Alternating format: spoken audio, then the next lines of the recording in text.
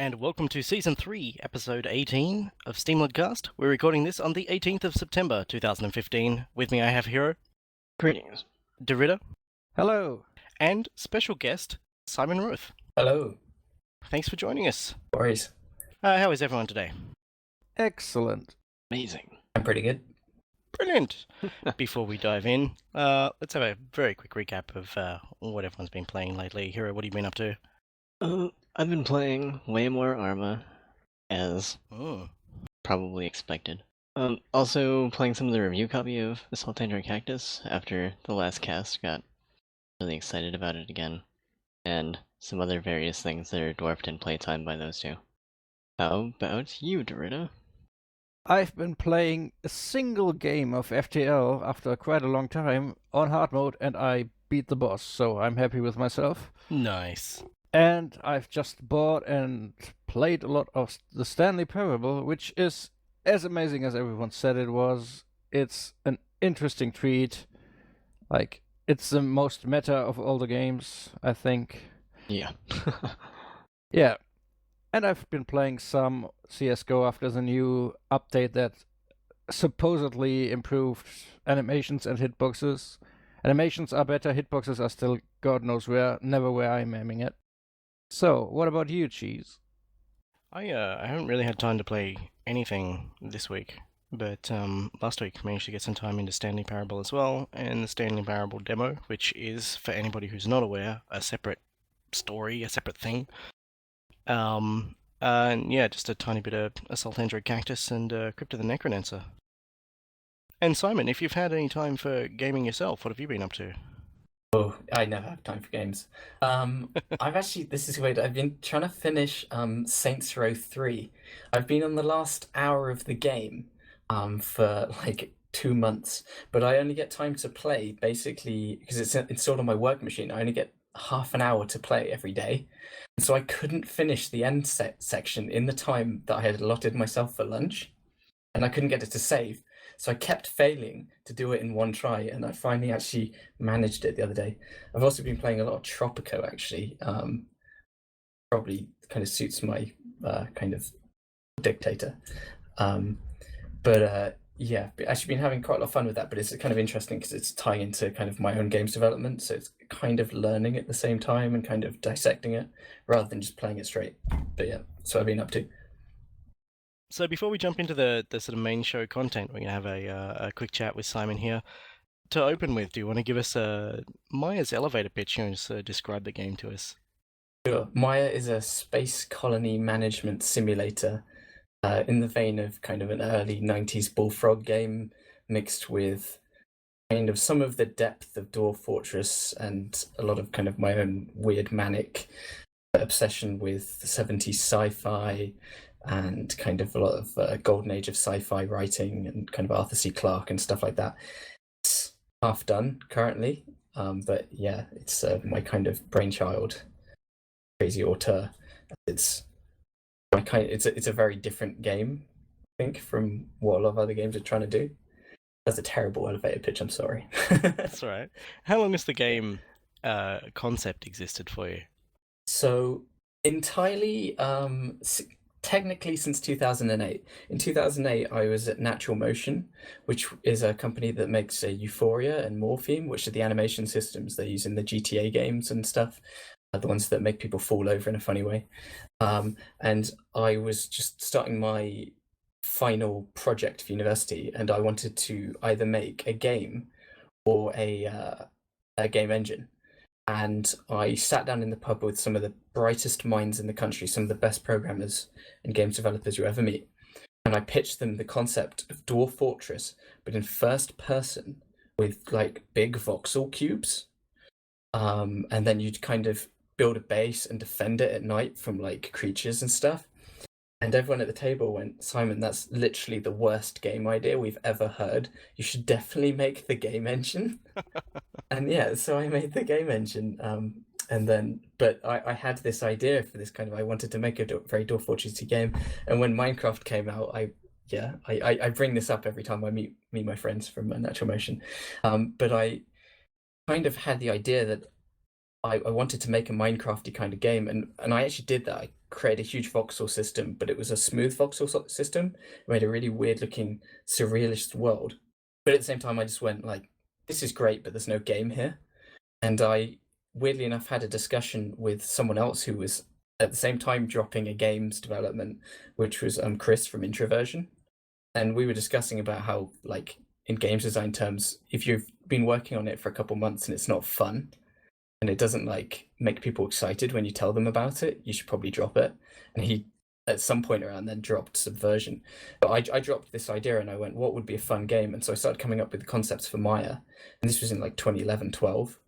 And got really excited about it and had like 3 or 4 really bad, like sleepless nights because I was coming up with the ideas for this game and just really wanted to implement it. But I ended up like not implementing it for like years and years and years. And I think because of that, it had like tons of time to churn in my mind.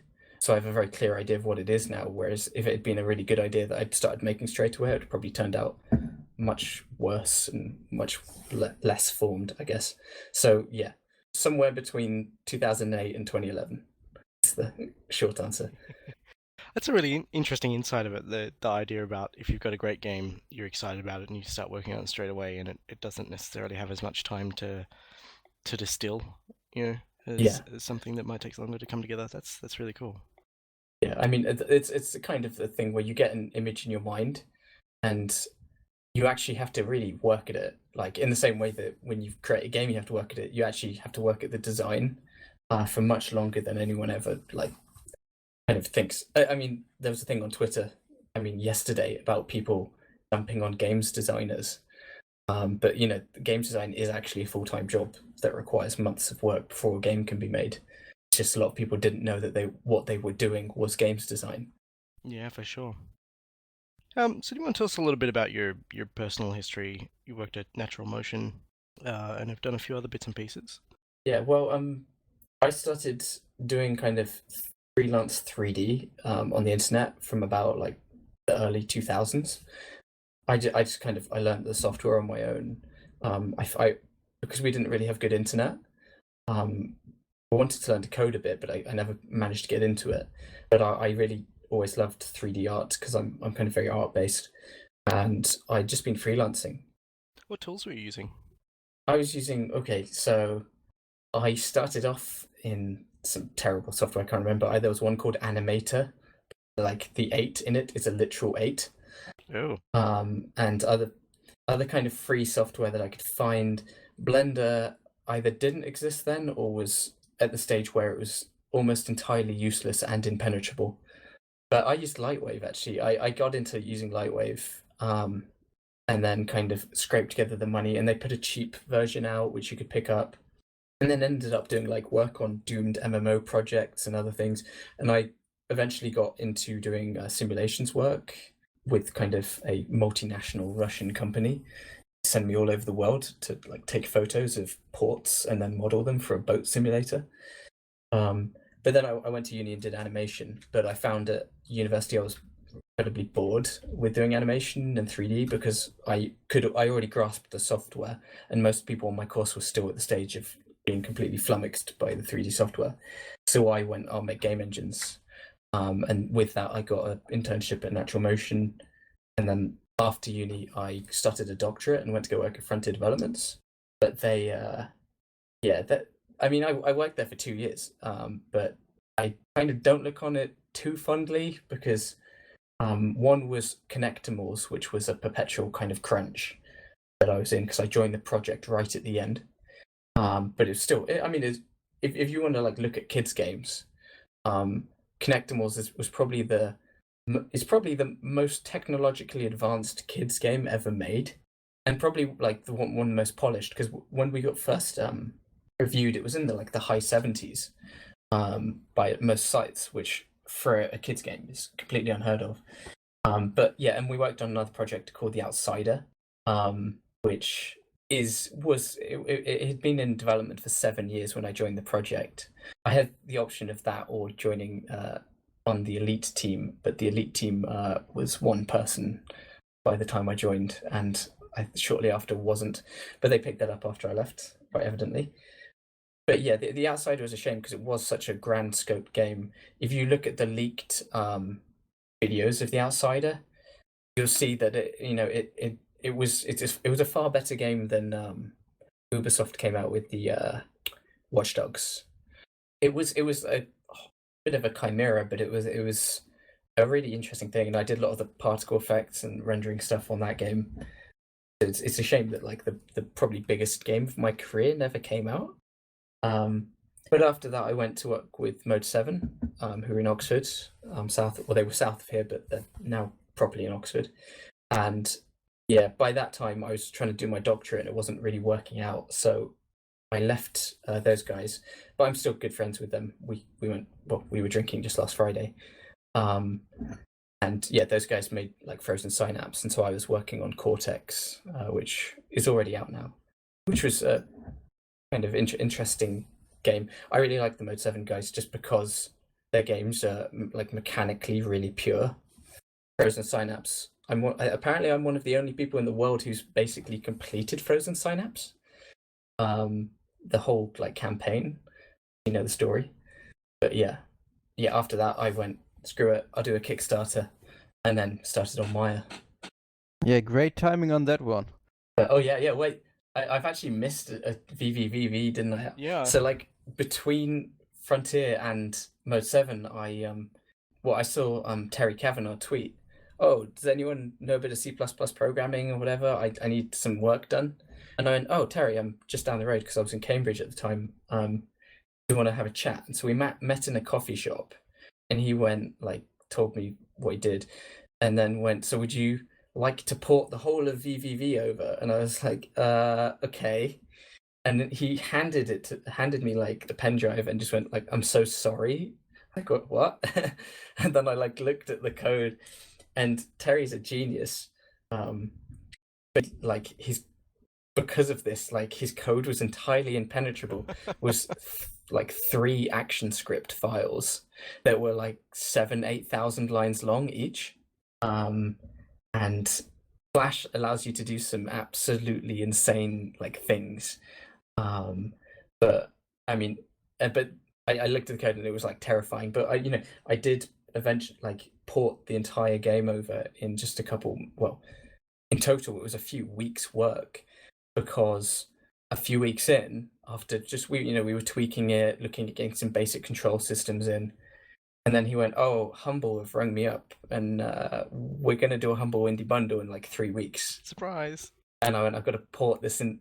Yeah, port the entire game in 3 weeks. Oh, and we should also add an editor and graphics options and save files, and I was like, yeah, this is all doable. And like I was still putting builds out while the Humble bundle sale was like shooting upwards really quickly. I'm like, quick, do another build. There's another 10,000 people playing the game. But yeah, that was actually a really good experience as well, because I think from that is I've like worked at each level of development now, and worked outside the industry in different software environments and things. So it's really like a lot of people never have an outsider's view from any other, or a view from any other direction in development, and so it's like a lot more obvious for me. So when I criticize people, sometimes I do it from a viewpoint which they haven't really considered, which is very useful in development, because you make really stupid mistakes all the time, and it's good to be able to actually spot them. So something else that we were going to briefly talk about. You had at one point in the past, on an older version of your website, a list of commercial games that were still being sold that the original people involved with this development were no longer receiving money from. What prompted you to make that list? It was interesting, because I think I came across a whole bunch of games, and this was when Good Old Games, in 2012, Good Old Games were picking up at this point, and a lot more of their catalog was widening very quickly, as more and more publishers kind of started taking them seriously and getting on board. And Steam, while it wasn't the Steam flood scenario, there were more and more kind of back catalog games coming up. And I talk with a lot of developers on Twitter all the time, and I go, "Oh, this game's for sale," and they'd be like, "Oh, really? Oh, I thought it was abandonware now," or whatever. And it was just struck me like how because we've got this new long tail thing, which is the expression for like your Steam sales. You get a long tail on it because you keep selling years and years after now. That didn't exist when people were making these games, and while obviously hunting them down retroactively and being like, maybe you should have some money is absurd. Kind of wanted it to stand as a warning. A lot of people who are kind of giving away their rights quite easily and treating modern games development as work for hire, because nowadays it really isn't. And the list like really did pick up, and developers were sending me their like lists of games, and I remember some developers were very kind of keen to talk about it, like David Scott Jaffa or whatever, and a lot of kind of big names, and Notch was talking about it and retweeting it. I think that's why that probably got quite prominent, and it like really upset some studio heads who said really rude things about me in private. But obviously when you say things in private, they're actually like not as private as those people might think they might be, especially when I think because I'm quite affable, people genuinely don't like people talking crap about me. And so yeah, I found out that people were using rude euphemisms about me. But like a guy from EA, who's one of the studio heads at EA, kind of left a twit longer or something about it, going, "Hey, look, but it's helping EA because that's a lot of the people stay in the company and build careers inside a company, and it allows them to do that." And I was like, yeah, but also they could be building careers off royalties, and at least acknowledging the fact that they're going to be selling these games in 10 years' time, and not treating things like work for hire, because frankly our industry is pretty bad at working conditions. And so if you are going to be making money off this work for 10 years, I think we should stop treating people like it's just throwaway work and we don't have any money now anyway and stuff. At the same time, I don't advocate making employees take the risk of the work. So I didn't give anyone a profit share on Maia, for example, because I didn't want anyone to be hoping that they would get paid and then we don't make a profit and they get paid. I wanted to like pay them over the odds, so their work's valued and they know that and they're getting a good deal from it. But doing it right now, and I mean that's the thing. I mean I'd either want people to pay royalties or to pay really well, and the industry's not doing either. So, and it poked a few people in the ribs, and it was kind of prescient as well, because now Steam does have all the old libraries are getting dumped on by every publisher, and a lot of people are actually turning around and going, seeing games that are 20 years old and then PewDiePie plays them, and that game makes like 20 million in a few weeks as all the other YouTubers copy him, and then that game's getting bought. You see, like at the moment, I think like ancient Dreamcast games, kind of stuff like that, like getting dug up from the past, and things like the car game where all the animated games and Spry Fox or Spy Fox even, things like that, which there's a market there and they're selling them, and now it's a really kind of big deal because System Shock like 2 was in the Steam sale last Christmas and was in the sales charts 2 decades after it came out, which is really insane. But developers are not sitting there thinking about that, and so it caused so much discussion, so it was a good thing, I think.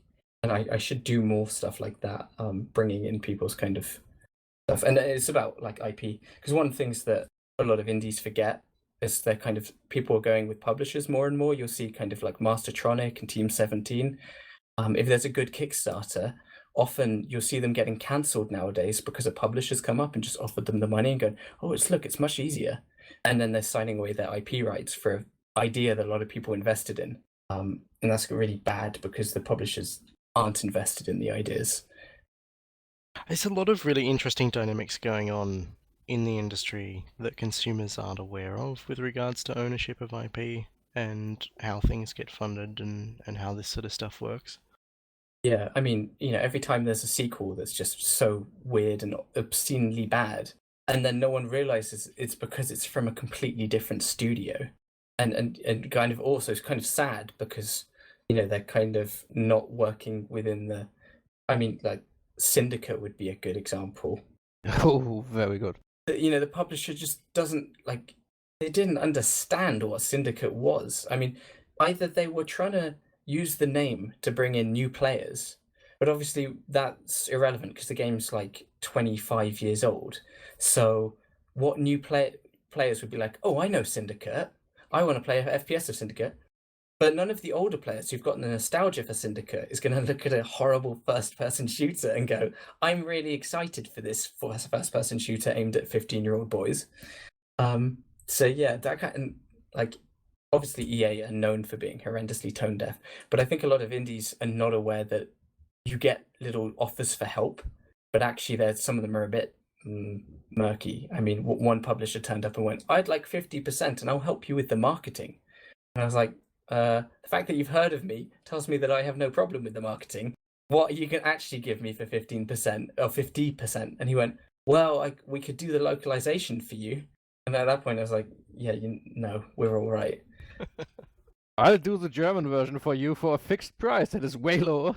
Yeah, well, no, this is the thing. There's a German version of the game on the forums already because some German guy wanted a German translation so much he just did it. And then posted it on the forum, and I was like, oh, okay. I mean, I am getting it done professionally, but it's just kind of like the community will do most of that stuff for you, which is cool. But yeah, publishers taking that much money to do it is absurd. So did any actual offer of substance ever came out of that? Anything that was even remotely worth it, in your opinion? I don't know. I mean, because I think I could have actually benefited playing hardball and stuff, but I mean, that's the thing. Any money I take on means that I have to at some point give up on part of my vision because someone else is going to have an idea. It's their money after all. And so even just the tone of my marketing, we wanted to redo my website and the front page of mayorgame.com has been redone. But at the moment, I'm everyone's complaining about it because they liked the fact that when you open the website, this 1980s text would scroll across the screen making screeching noises. But it's really bad for marketing. And so we've got to have a really good, a fancy website. But again, a lot of people have just gone, oh no, we actually liked the really sketchy, bad website because it set the tone of the game and that kind of thing. It's really hard. The more anyone else becomes invested in it, the more diluted it potentially comes, especially when you've got a very clear vision. Yeah, it's interesting. You see a lot of people who so fixate on marketing practices and marketing strategies, but often they don't seem to take into account what exactly it is that they're marketing, and so you're taking advantage of, like you said, the game's theme and then the game's tone to engage people and give people an idea of what to expect. And it seems to me that's got to be a really important piece of the puzzle. Yeah, I mean, we were just discussing today because I want to put the game on sale at some point before Christmas. And I went, oh, Halloween's coming up. Oh, damn, because obviously that's another sale in itself. And immediately we started looking up what games had done Halloween mods to their game. Wasted development time, adding either zombies or pumpkins or some other kind of random piece of Halloween gubbins to the game, just so that they could put it in the Halloween sale. And it's where's the creative vision? I don't read a book and then find a Halloween version of the book. It's a really kind of odd thing that game makers will throw stuff into that. I mean, one of my things when I saw that Team Fortress, when they first started doing hats from characters of different games and things, I found it really weird because the graphic style of Team Fortress is very clear and very, well, at the time was very kind of clear and nailed down. And then to suddenly start taking aspects from other games seemed a bit kind of odd to me. Maybe I'm just purist or something. I don't know.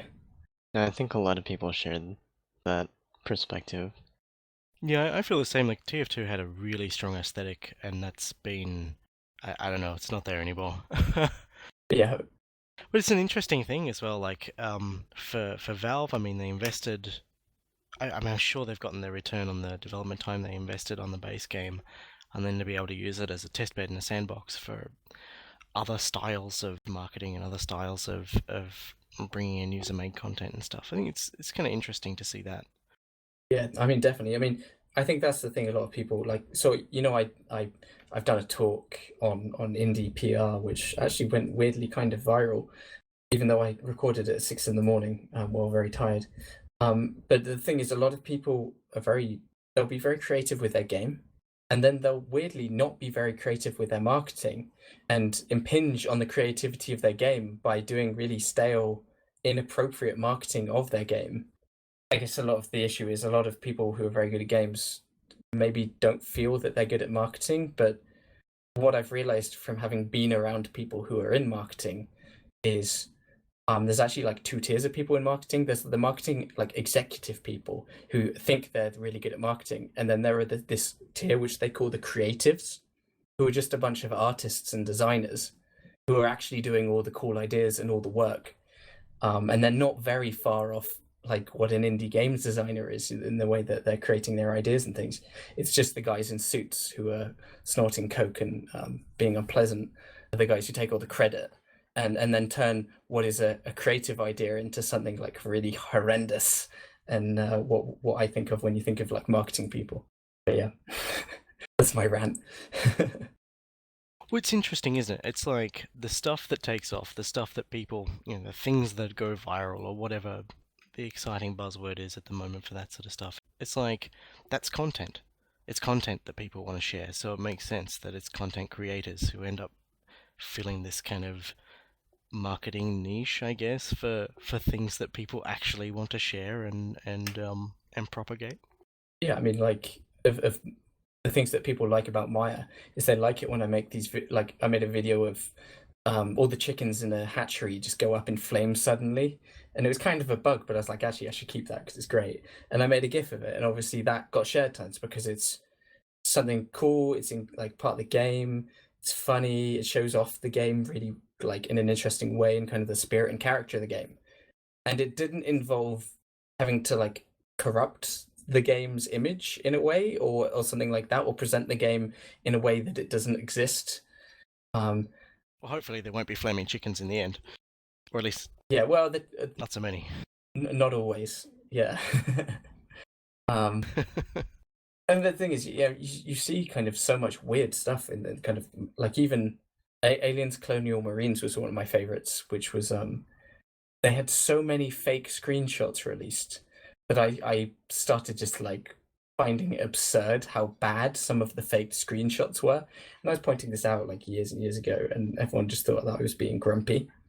And then it came out, and then they'd misrepresented their product to the point where it was actually a major big deal. I mean, if they hadn't have misrepresented it, everyone would have said Colonial Marines is terrible, but no one would have been like wanting to murder Randy Pitchford.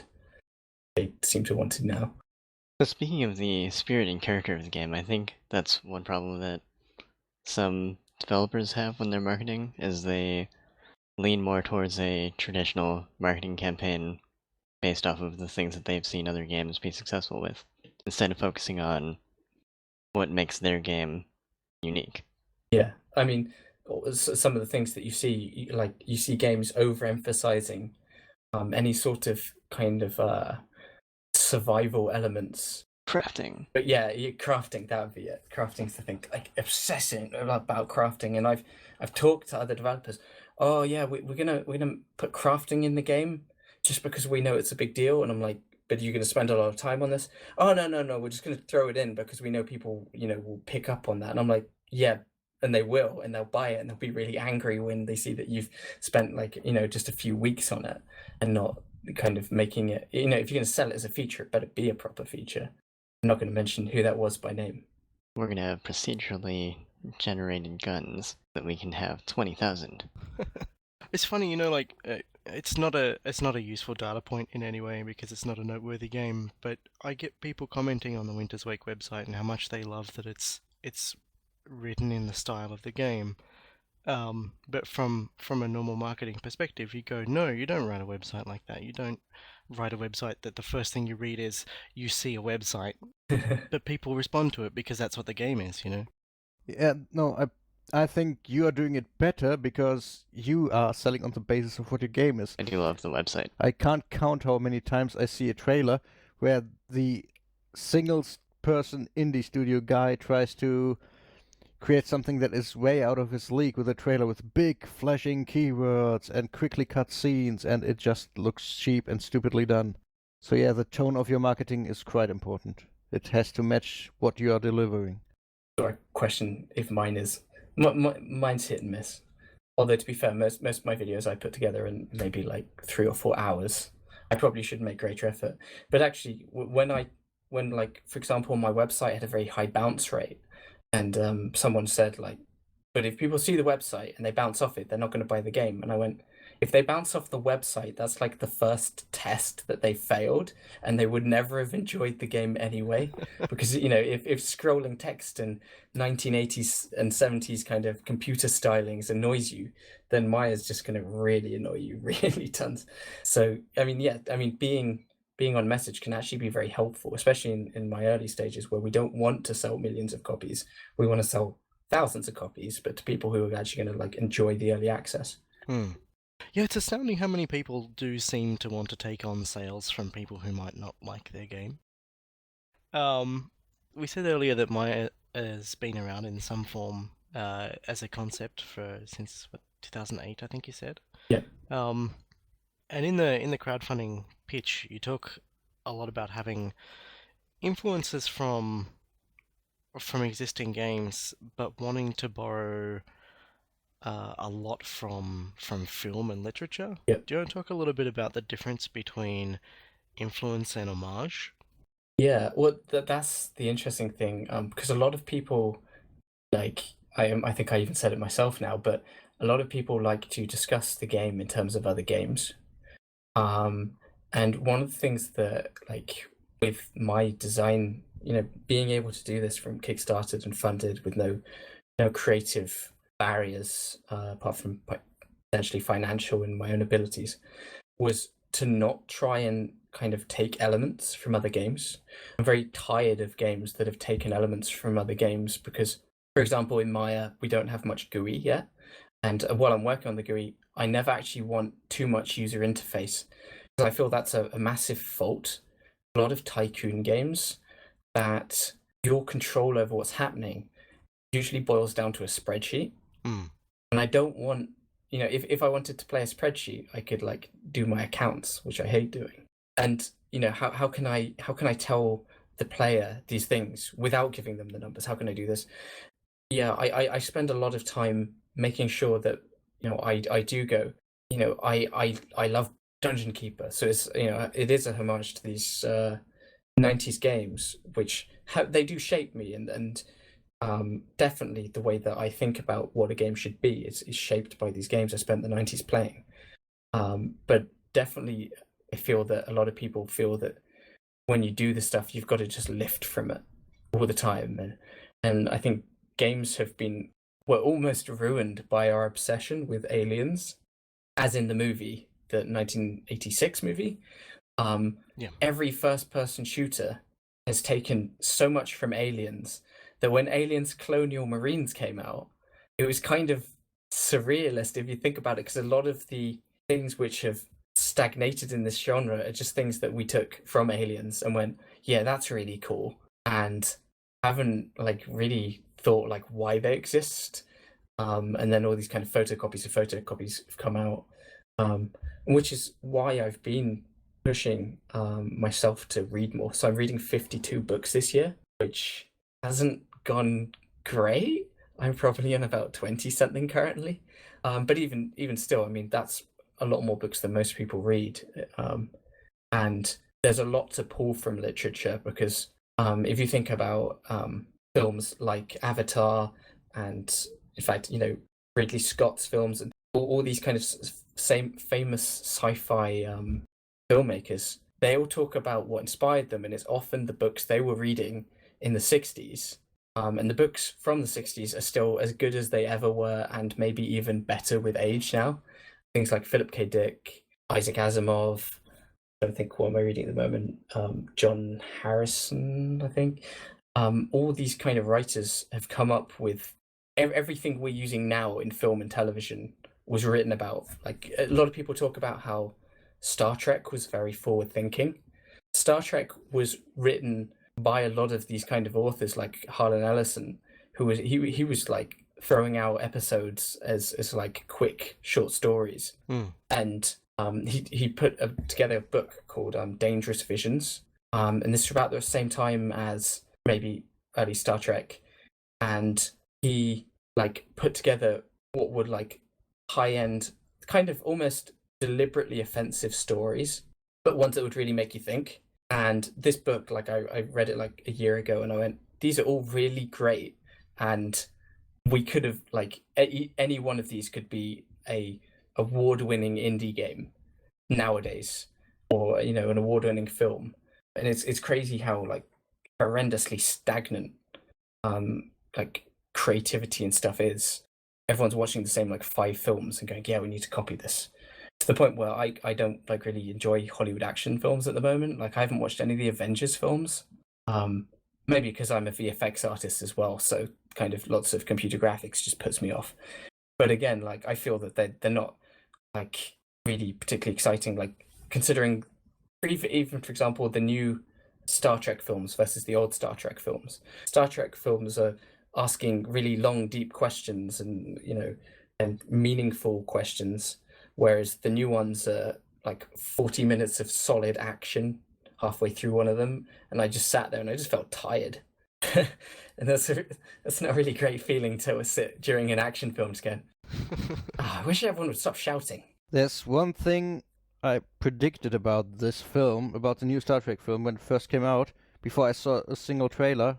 I said, when they go into space combat, they will not do the old phasers and photon torpedoes, because that is just too visually slow for today. They will have some pew-pew weapon that shoots constantly, and that's what they did, because this is how movies are made today. Yeah, and visual noise, having lots of stuff on screen, and it's all moving. And that's actually just straight up bad cinematography.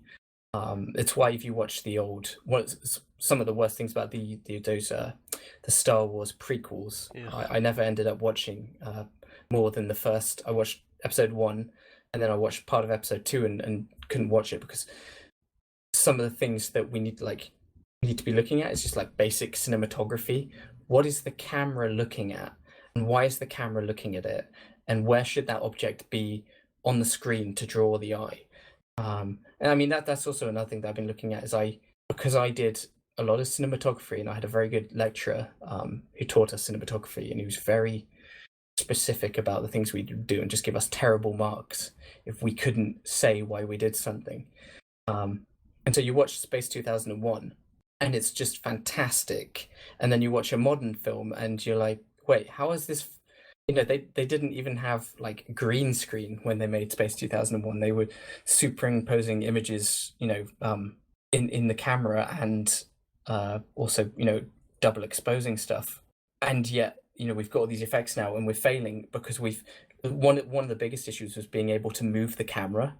Once we could move the camera, everyone thought we should move the camera. Like once bullet time existed, everyone went, oh yeah, we should have bullet time all the time. But there's a really bad thing now, is now that you can move the camera in 3D space because of computer graphics, every director wants to do that now. And it's like, well, actually, why do you want to do that? And through like watching older films, you can sit down and go, okay, why are these shots framed like this? If you watch Lawrence of Arabia, is a really good example. It just shows you like, it's almost like a textbook example of how you should frame different shots, and it's so brilliantly done. And one of the things is, a lot of people like the new Mad Max film. I am one of these people. I very much loved it. And one of the things that hasn't been talked about a lot is the cinematography is actually perfect. The shots, instead of putting things on thirds lines, if you've ever done photography, you break up your scene to vertical lines and try and line things up in these kind of corners near the edges of your screen. Mad Max actually frames things right in the center of the screen, because that's where your eye's looking on a big anamorphic screen. So the action is always in the center of the frame, so your eyes never move, so you can keep up with the action. So these really incredibly fast action sequences, you actually see everything that's happening because your brain's actually able to pass it.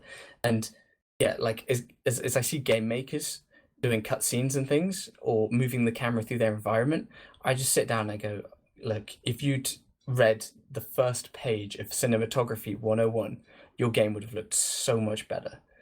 But they didn't, because they looked at another game and went, I really love the opening of this game, we should copy it.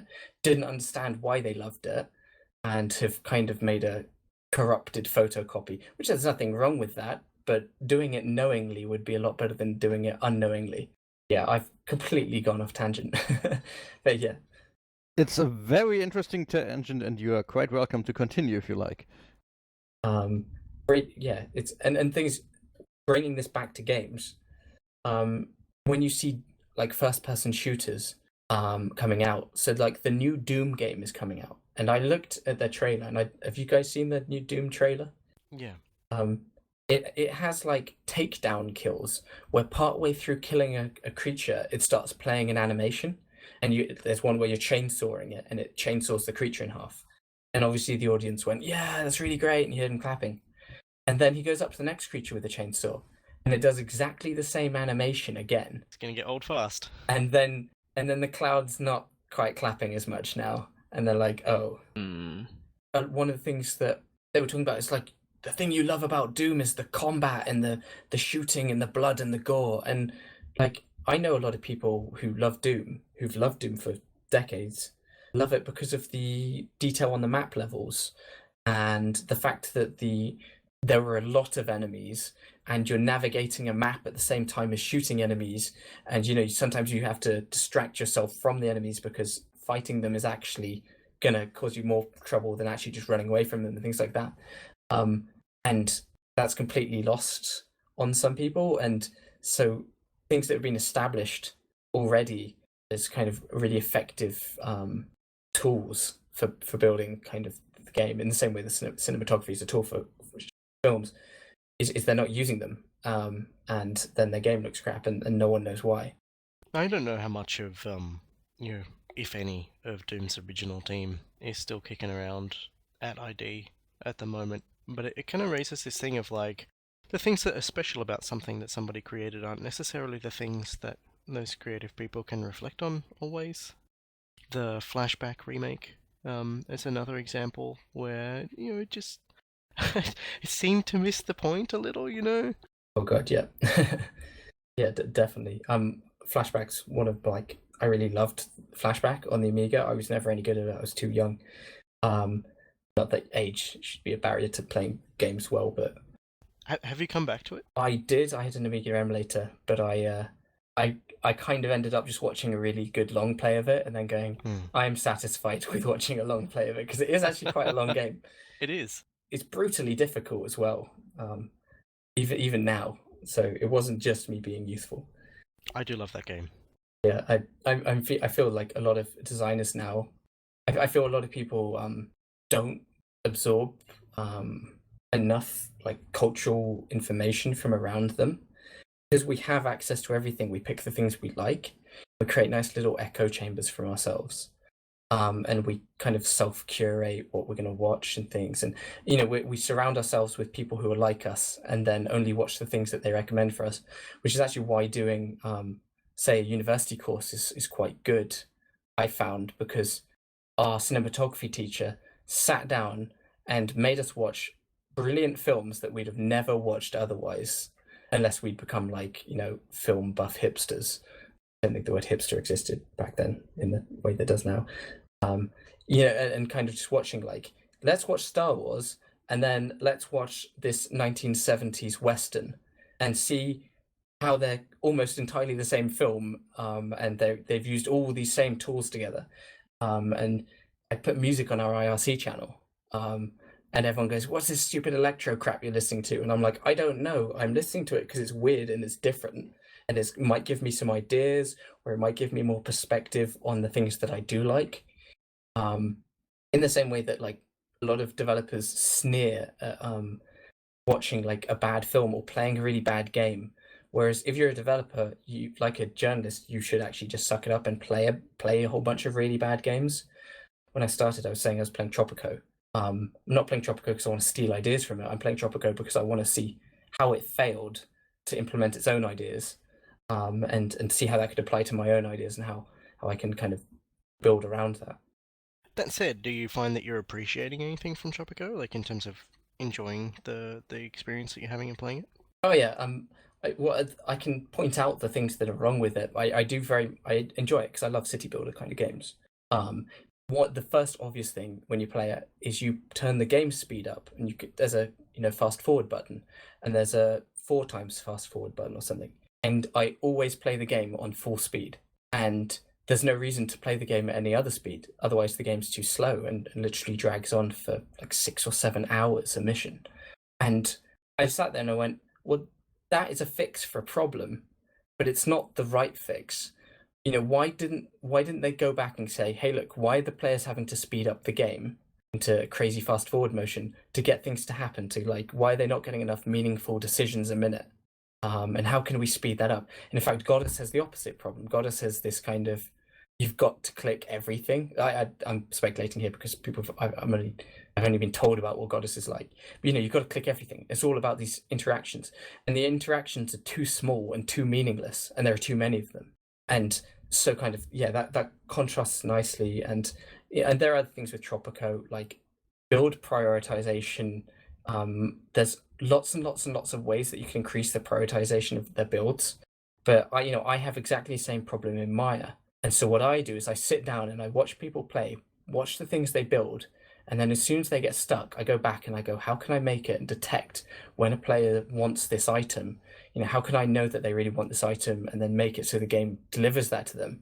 Not give the player a button to keep clicking until the item gets built to kind of fix the issue in the design. Tropico kind of it's almost like a whole bunch of bandages around a good concept that's broken, rather than a good concept that's been fixed up. And I haven't played Tropico through the ages now, whatever they've called it, or Tropico 5. But Tropico 4 was an improvement on 3, and 4 did fix a lot of the things that were wrong in 3, but came up with its own issues as well. And it's interesting to sit down and try and get into their heads and to see. And I feel a lot of their fixes and a lot of the problems with the game probably happened in the last few weeks of development as they rushed out the door and found that it wasn't clicking with people very well. Have they done much post-release tweaking? I don't follow the franchise very closely myself. Interestingly, they released DLC that fixes the bugs, but they released it as paid DLC. So, for example, building, as I said, is very slow, and you're always running the game at 4 times speed. But they have a cement factory that speeds up building by 25% and gives you a whole bunch of bonuses for free. But I use this item every time I play. It's the first thing I place down, but it was a paid-for DLC. And I had no idea until I was actually looking at the DLCs, wondering what they'd decided to pull out and sell. And as soon as I realized this, it was like, oh, okay, that's just such a chronic miss. And they have done it chronically as well. It's you go through all their DLC, and each item is an item that would really improve the base game, sold for $3.99 or something. And it's not very expensive, but it is just a 3D model that fixes a bug. I live in a very different ecosystem today. We did 10, 15 years ago. Yeah, I mean, one of the things that I liked about patches was them adding in content which hadn't made the cut.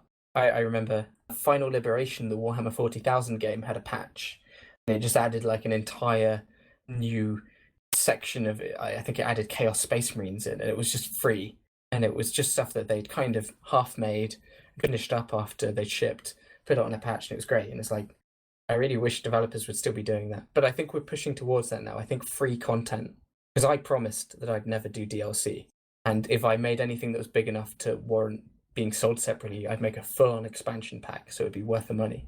And I think that's the way to go now. And hopefully people stop selling horse armor like Konami released today. Insane.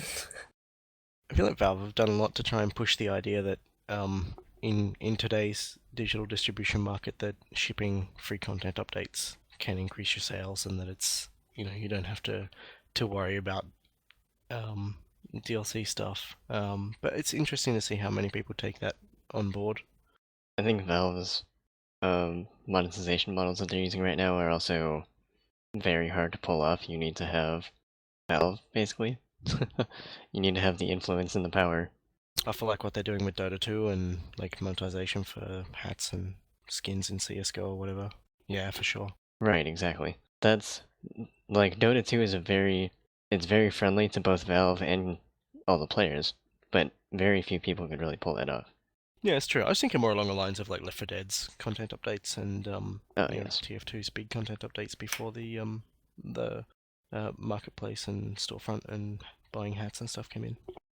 Certainly like worth it. And I mean, like, if you're going to be selling a game for 15 years like you do now, you need to be coming back and freshening up your code base, especially since that every time Mac OS releases an update, it will break your game and you have to go back and recompile it anyway. So why not go back and fix some of the bugs and add in some of those features that only got half done? Yeah, I mean, I've seen a lot of developers who've been pushing this. I mean, Mike Bithell with Volume, his thing has been getting player maps, playing them as the team plays them, and then making them staff picks, and keep, I think he plans to keep doing that, and so he's adding content to the game over time. Yeah, permanently added to the game, but it's player-created content. That's a good move. That's good, yeah. Similarly, there's Natural Selection 2, which is being maintained by the community, adding maps still and stuff like that. Tripwire has done that a lot for Red Orchestra 2 especially. Right. They have made entire content packs that were free of charge with player-made maps, and the players get compensated. A little bit different, but there's games like Payday 2, or I've been playing a lot of Arma. They're constantly developing the game, and when they release updates, massive update that gives everybody pretty much all the new features, but then have small parts of it that if you decide to purchase it, you get like a new gun or something. It's not new either, right? Like, didn't Epic ship like big map packs of community created content for the original Unreal Tournament?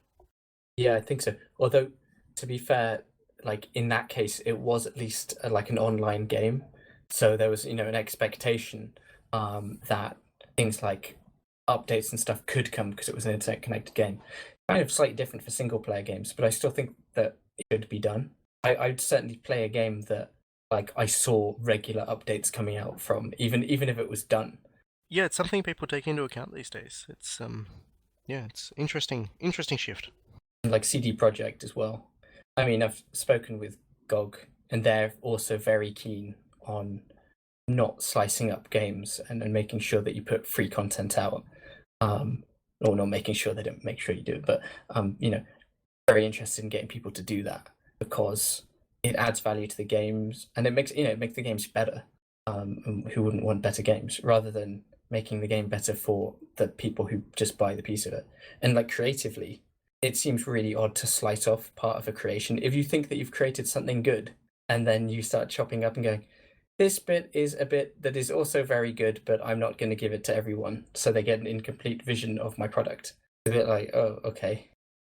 By the same token, though, sometimes updates can stump on an aspect of the original experience that people might have appreciated.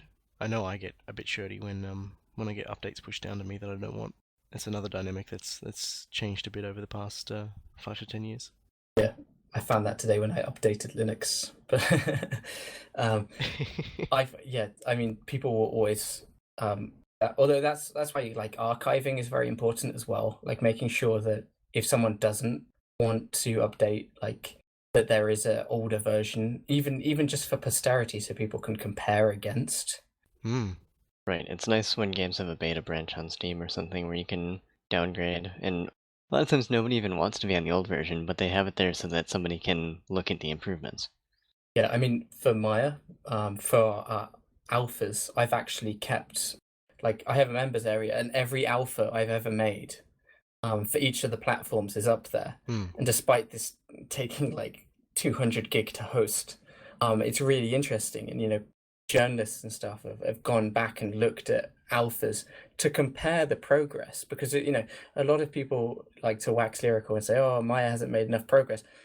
If you think Maia hasn't made much progress, go load up one of the older versions and they can see, and then immediately it's quite apparent what's changed. And I mean, yeah, so I was saying, so like Counter-Strike, I remember a lot of people were very resistant to CS source, and the 1.6 community or whatever really held on, and then Global Offensive came out and they liked that more than they did source. I'm talking about this like it happened recently, and this is 2003, isn't it?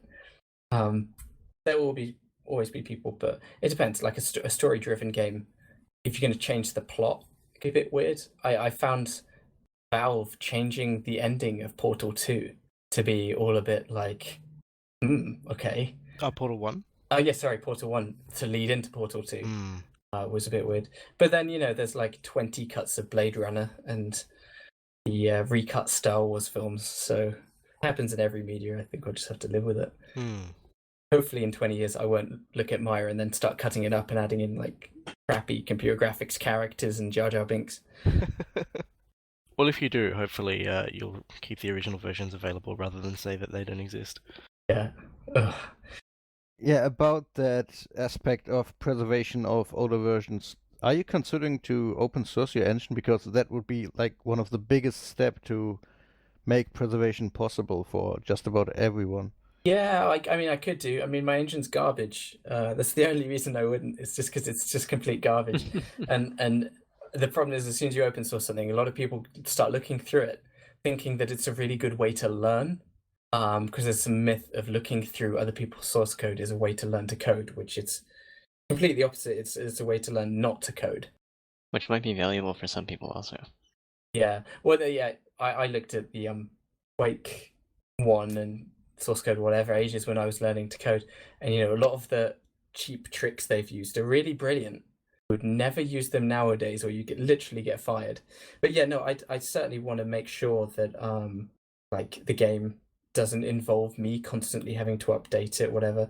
So things like chunks of the engine, pull them out, make them available. I do want to make more of the game scripted as well, because obviously the more logic that's exposed in kind of easy, meaningful fashion, that means that if, for example, in a modern world, our government bans native code or something horrendous, or Microsoft does, as they seem to be desperate to do, and like all the logic's there, and so someone can like reverse engineer it at least.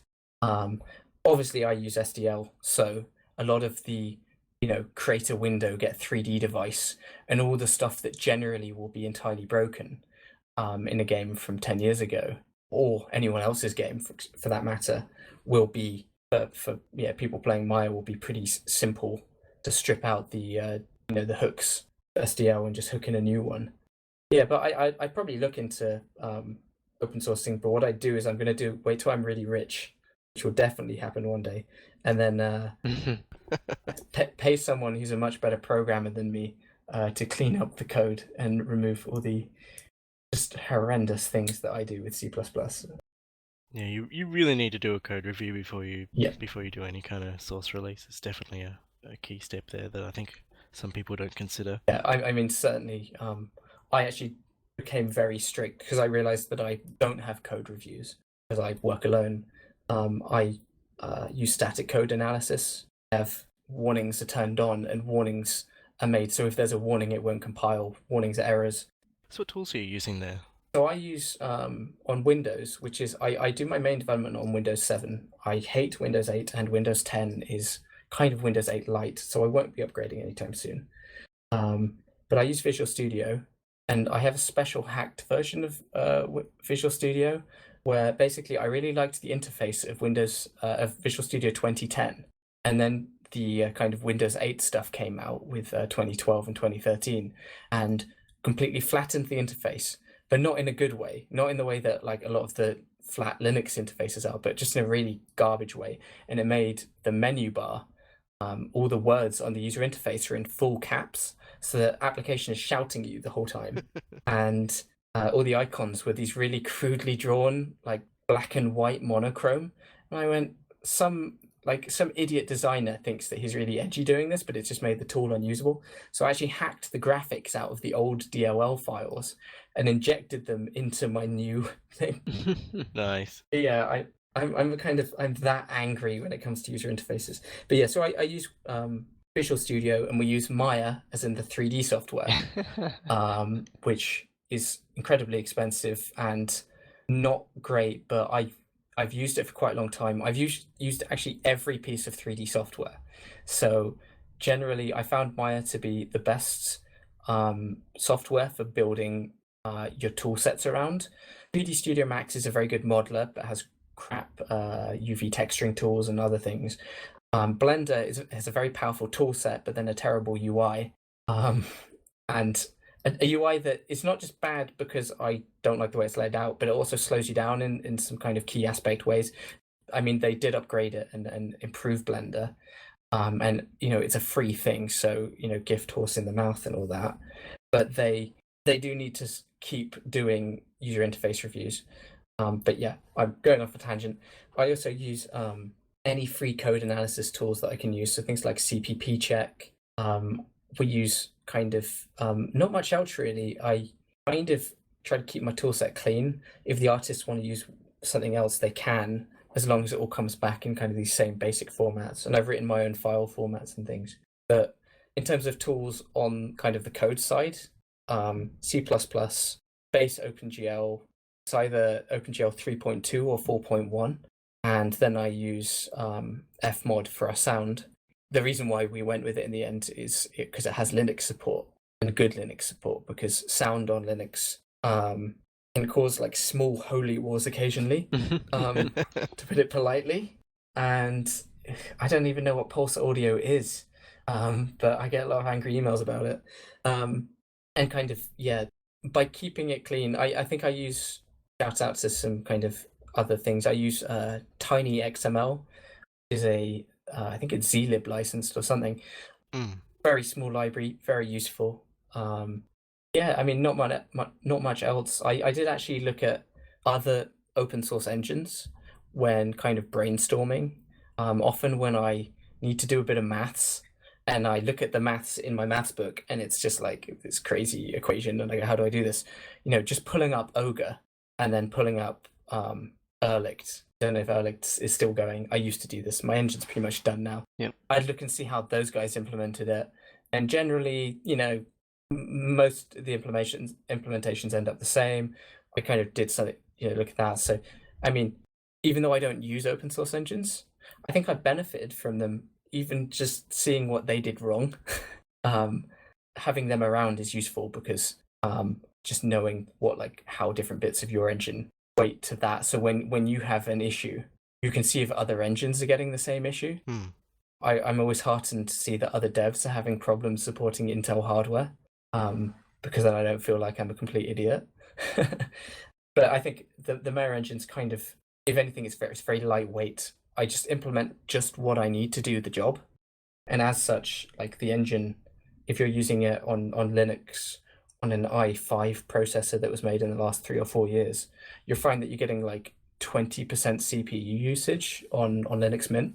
And that's like just like at one of our game shows, we were running on some i7s that were water cooled, and we were getting 0% CPU usage. And I was having an argument about threading and stuff, and I showed this to this woman. She was like, this is amazing. And then it turned out she was from Google, and she goes, if you can get this to run on Linux like this, you can run this on Android straight now. You could just do it. And I was like, yeah, but I can't use touchscreens. And then she got really angry at me for suggesting that touchscreens are bad. But yeah, I mean, using tools like that, if I'd probably started 3 years later, maybe I would have used Unity. And Unity's much better now. I mean, I think when I was using it, when I first looked at it, they didn't have like Linux support. Right. And Linux support, I think we already discussed. Well, no, we were saying earlier before we started that like it is a no-brainer. Like as long as it makes back the costs of developing it, which it will because it's so little work, then why not? Mac, on the other hand, is not so much. So for you, in the way that you develop and the style of the approach that you have, how much work exactly is it to support Linux? So Linux supports, in my engine, Linux support basically in my own code is 35 lines of code, plus a few if-defs. What Linux does differently is we obviously get the XTG path now, which I didn't before, which annoyed a lot of people. But yeah, grabbing that for the documents, a few little bits of Windows things, a few input things are a bit different on some of the different platforms. So for example, mouse scroll, you get a different value back on Windows, Mac, and Linux. Is that via SDL? Yeah. On Mac, it's I either have to times it by 10 or divide it by 10. Huh. I'm not sure if that's a bug or by, because it's probably Apple's fault. And I sometimes get different values back from different versions of Linux, so I assume it's a system thing. But that's not a big deal. Like I said, 35 lines of code. Today I put out a Windows build very quickly, and I did a Linux build very quickly. The main cost for doing a Linux build for me at the moment is copying it to a pen drive to move it to my main machine. That's the biggest time cost, and it's something that I can obviously be doing something else while that happens. We have a few issues with this kind of sound licensing. So the Windows uses, I think, probably MP3 compression for the sound, or some MP3-like algorithm, whereas we can't use that on Linux, so I think we use PCM or something on Linux, so that increases the sound file size, and it means I have to re-export for Linux. That's not a big deal. In terms of build pipeline, that could probably almost all be automated if I wasn't too lazy to save myself time. As opposed to Mac, where again you've got to spend £3,000 on a decent machine that can build and play the game. You've got to get your app license, your developer's license, so that you can get the tools, although you don't need to now. Every time there's an update of the Mac OS, they kind of break something, because they have no interest in kind of stability. Everyone gets the newest toy. They don't care about the old ones. So, Mavericks came out, and Mavericks was actually a big step forward because suddenly they actually supported OpenGL for finally properly. But I'll just find I'm setting a small variable on the GPU, and it just kills the frame rate for no reason. And that's one of the issues with the Mac build currently. You just switch to room building mode in Maia, and despite it doing nothing clever or different in that mode, suddenly the frame rate drops to 10 frames a second. And there seems to be nothing I can do to fix it because the Mac ecosystem is so opaque.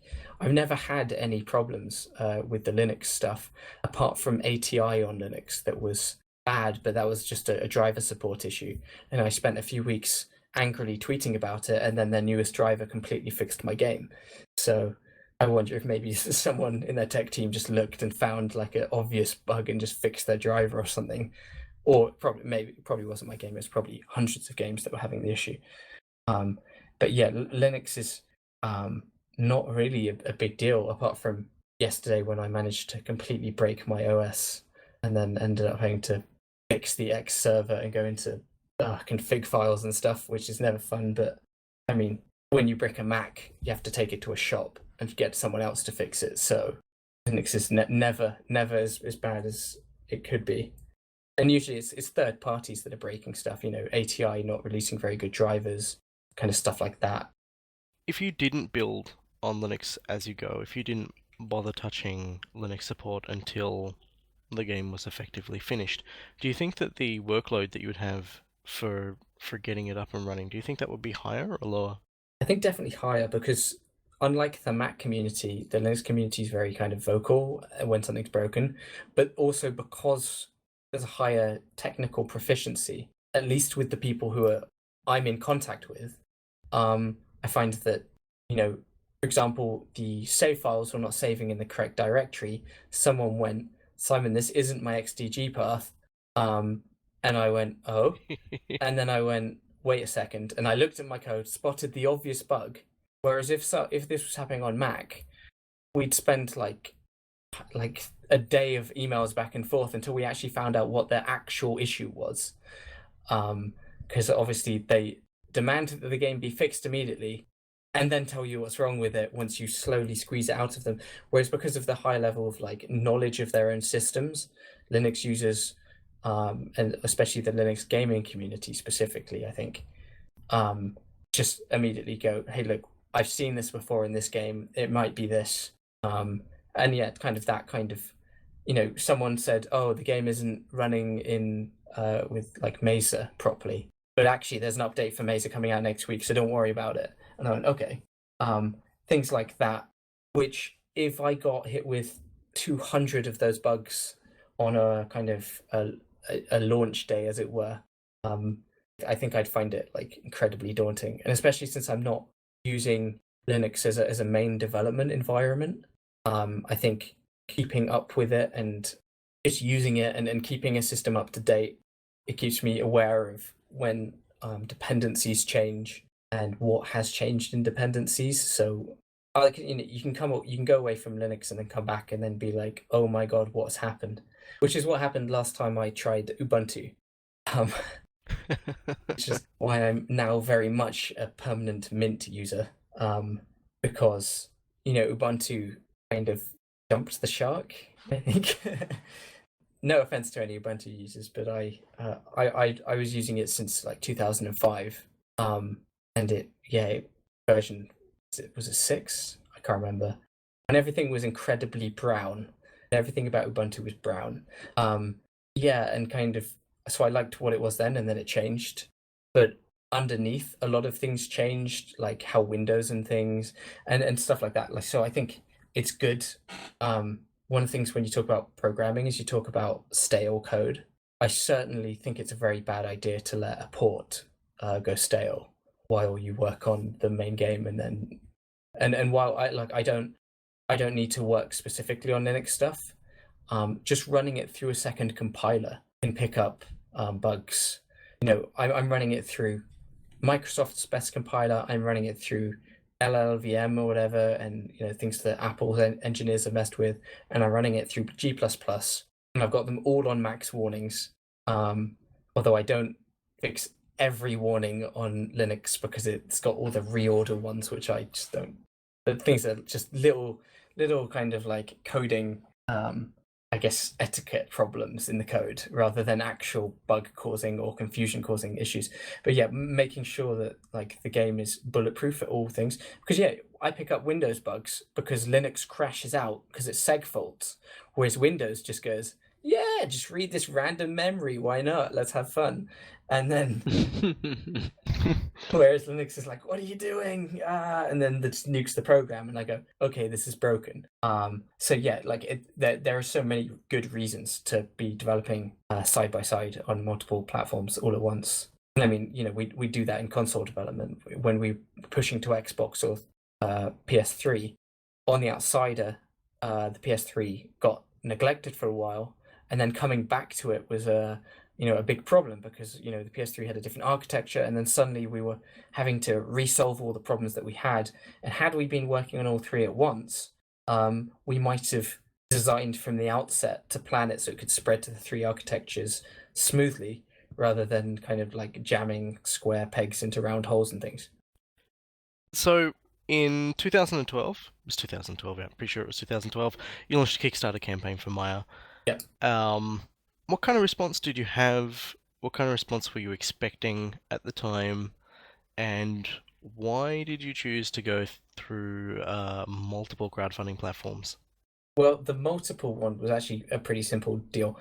Kickstarter at the time, I don't know about it now, didn't support PayPal. Ah, that's true. And PayPal, for a lot of people, especially like in Europe, I don't have a credit card. And a lot of Europeans don't have credit cards. Having a credit card in the US is kind of almost standard. But a lot of people buying games, for example, in Germany, are buying them with prepaid debit cards. And you can so you'd fill up your PayPal account with money and then spend that. Whereas Amazon Payments wants a credit card, or well, in some countries it wants a credit card at the time. So doing an Indiegogo is just an obvious way to get a little more coverage. It was a way to kind of sneakily extend the initial crowdfunding campaign, because a lot of people come to crowdfunding campaigns just hearing of it and then have just found that it's just finished, and they're like, oh damn it, I would have totally given tons of money to that. So it allowed us to extend it a little bit, get a little more money, soak up some of the people who'd missed it, and quell the complaints of people who are like, I can't use PayPal. With the Kickstarter, the response to it, I think, was like fantastic. I kind of wish I'd been more prepared, but like hindsight is 2020, of course, and I predicted that we'd make £140,000, and initially that was the target. But I let a lot of people kind of go, oh no, don't put it that high, you'll never get that. So I put it down to 100,000, and then we got £142,000. That's a good guess. Well, it was quite a bit more than a guess, I think, as well. I had spent literally years mulling, a year mulling over just the idea of doing a Kickstarter. Initially, I almost planned to do one before Double Fine did theirs, so like many months. But then Double Fine did theirs, and I realized that I was going to have to up my game, and I couldn't just do a Kickstarter for a hobby project anymore. If I was going to do a Kickstarter, it had to be for a full game, and a full-time development cycle. But yeah, I mean, the response was crazy. I mean, we had, I don't remember how much, but we had tens of thousands of pounds in the first day, and people were really excited for it. Which, if you contrast us to Goddess, for example, they made £500,000, and they were a studio, and they had Peter Molyneux, and like the BBC were covering them and stuff. And yeah, I managed to get coverage on pretty much every UK site, a lot of the US sites. A lot of people were kind of excited about the prospect of the game and like what I was promising. And also what was important is I didn't feel at any point that I was over promising. I mean, I don't know if when Peter Molyneux is promising things that he feels that he's over promising, but I as the person who was going to have to implement anything that I said, allowed me to be very careful with setting expectations, because I didn't want to get people like overexcited about something that I couldn't deliver on. And that like the only real thing that I couldn't deliver on was the timescale. But like I said that literally days after the Kickstarter, I went, we're not going to make this timescale now because we made more money than we thought we would. And the scope has changed, and this design issues, and like I found that people don't care about the timescale as long as you're going to deliver. One of my mistakes, I think, was launching on Steam so early. And I found that the reason I did this was because I said, I'm going to launch on Steam on this date, and I've promised this, and it's very important that I keep this promise, having seen other developers not keep promises. And I realized that there is actually one thing that you can always compromise on, and you always should compromise on if you need to, and that's hitting a deadline. Because unless you're completely running out of money, releasing something half cooked was just like, it created a support feedback loop that was so intense that I couldn't develop the game for another 3 months, because I was just fixing getting the game running on people's computers. Because yeah, it's crazy. But I think that being able to set expectations well was good, and I think people knew me for being reasonably honest about stuff. I'm not one to be overly I'm saying this while carefully picking my words. To not be overly kind of shelled behind a PR system, or to be political in the way that I put things. There's so many games that aren't cancelled nowadays, but they're just shelved for the moment, or on hold indefinitely. Because I think people had like a reasonable amount of trust in me as a person, which is an incredible amount of like horrendous thing to think about now. But the reaction was fantastic, and I mean, like even now the reaction is really great. Like I posted an update, and I went, guys, I haven't posted an update for months. Here's the latest build of the game, and like the comments on there were like, this is the best managed Kickstarter that I've ever backed. And I went like, okay, this guy's obviously backed 2 Kickstarters, and the other one was probably like something terrible. And he backed every Kickstarter. And I was like, what? And he had Double Fine, and he had Planetary Annihilation, and he had Goddess, and he had all these, and he had Elite and stuff. And I'm like sitting there going, oh, okay. And people sending me like fan mail and stuff. Just going, I don't have any feedback, but just I'm really loving what you're doing so far, and thank you for the updates and things. Because I think because I'm honest and open about it, if there is a delay or if there's an issue, or even if in the end we end up having to cut something, which currently we don't have to, which is good. Or if I decide that something is bad and it needs to be cut, I think people will take my decisions. I mean, But as long as they're not surprises, I think that's the main thing, you know? yeah. As long as people have a chance to get their head around what it is that's happening before they have a chance to get angry about what's happening. Yeah, I mean, you know, Limit Theory, Mm. Josh from Limit Theory just literally had to take a few months out, and he'd been doing updates daily. We tried to do updates daily a few months back, and it was just absurd. We couldn't do it. Like, we could not sit down and get a blog page written out every day, despite the fact that I now have Caroline in my office whose job is to do kind of businessy stuff, so she actually had time to do it. We still couldn't do it, and Josh was doing this every day, and then like abruptly hit just like a brick wall, and then like disappeared. But because everyone had been speaking with Josh and Josh had been so open all the time, it wasn't, oh, Josh has run off with the money or this other stupid stuff you see on some Kickstarters.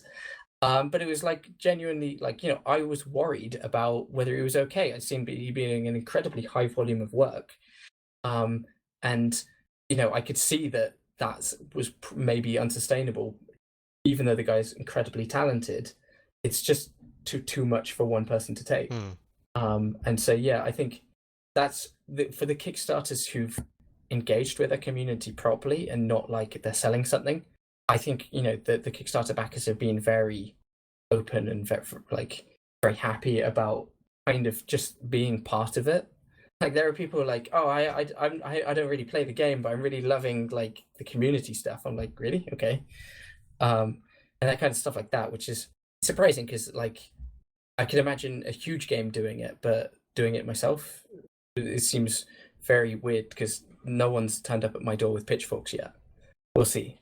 But you know, I meet a lot of Kickstarter backers at shows and stuff, and no one's ever been overly like upset or anything. I've had a few good arguments with like people on specifics about like the weapons and stuff.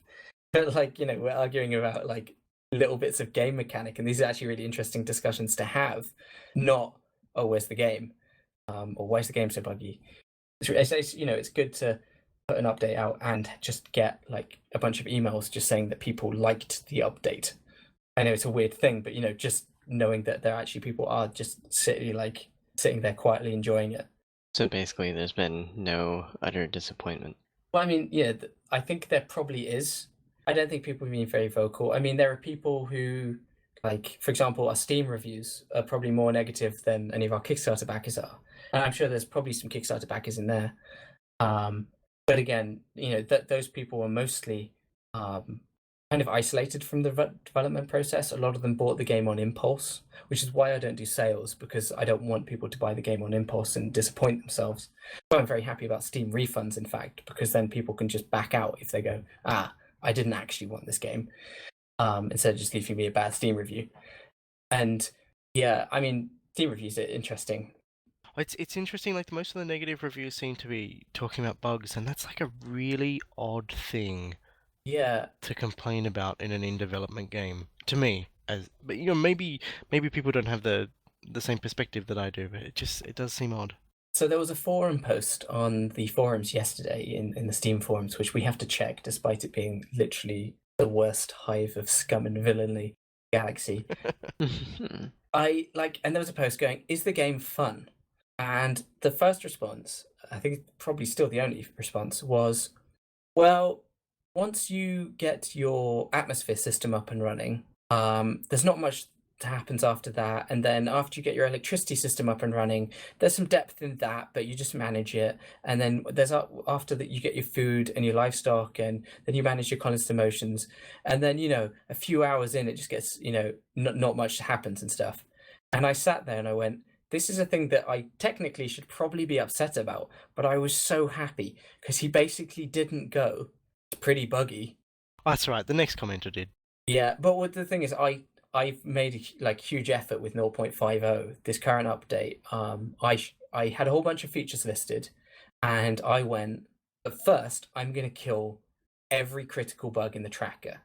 And I picked up the tracker over a bank holiday weekend, which is the only bit of crunch I've really done massively, like, you know, worked through weekends recently.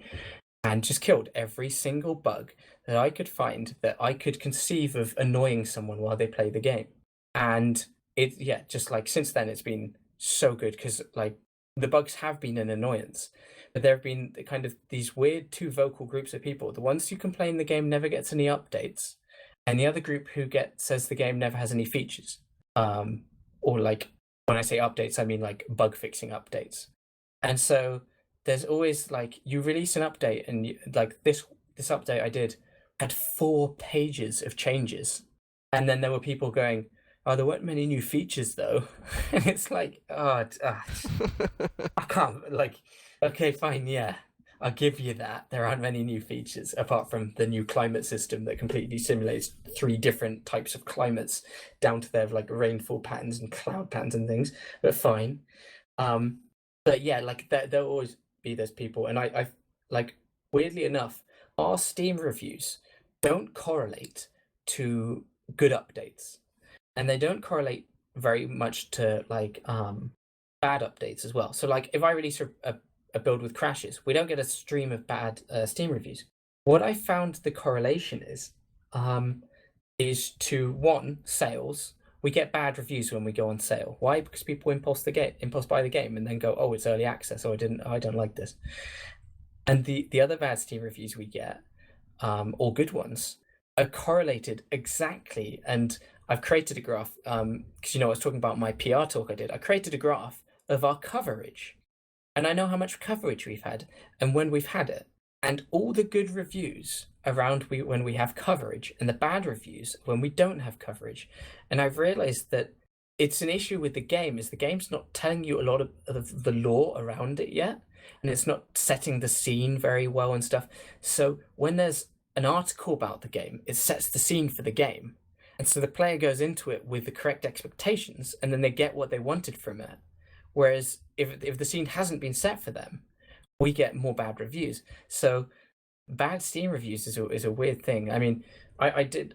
There's also another thing. If I go in and I address the person's problem in a comment and I say, "Hey, look, this is now fixed," or "I'll prioritize this problem for you because I didn't realize that was a big deal." When I've fixed those things, often someone, even though I haven't fixed them, or even if I just go, "I'm sorry, I disagree with you about this being a bad thing. Here's why I did it anyway." And I'll explain myself. I don't jump into bad Steam reviews to like be angry at them or anything. Sometimes they just change the review to a good review anyway because they didn't like feel that there was a person behind it. And as soon as there was a person behind it and some artistic vision, they go, "Oh, good, thumbs up now." And I'm like, okay. And so maybe one day I'll actually sit down and just respond to every bad Steam review and just like see how many good reviews I can get. But at the moment, we only have like 400 reviews, and I feel that that's not enough. Especially since I've now fixed most of the bugs that bad reviews have gone on about. I don't go, "Oh, the game's mixed," and I don't worry about it. And I feel that having bad reviews is useful because I mean, if someone reads a bad review and it does the review hopefully would be somehow accurate. If the review is accurate and the person goes, "I'm not going to buy the game now," like that's no skin off my nose because I wouldn't want someone to buy the game if they wouldn't enjoy it because I'm not some sort of weird sadist. Like, we don't want their money. We're not like a fly by night free to play game studio. So yeah, bad Steam reviews are kind of good. Like, if someone goes, "Oh, one of my friends has left this review on this game and it's good or bad," then they'll know kind of what level their friend's at and they'll be able to pick it. Exactly. Right, so if it's an actually helpful bad review. Yeah. Which is why I think Valve should just, they have a thing where you can mark reviews as funny. I think they should just delete all those reviews and then ban anyone who's ever made one of those reviews. But yeah. Maybe I don't know.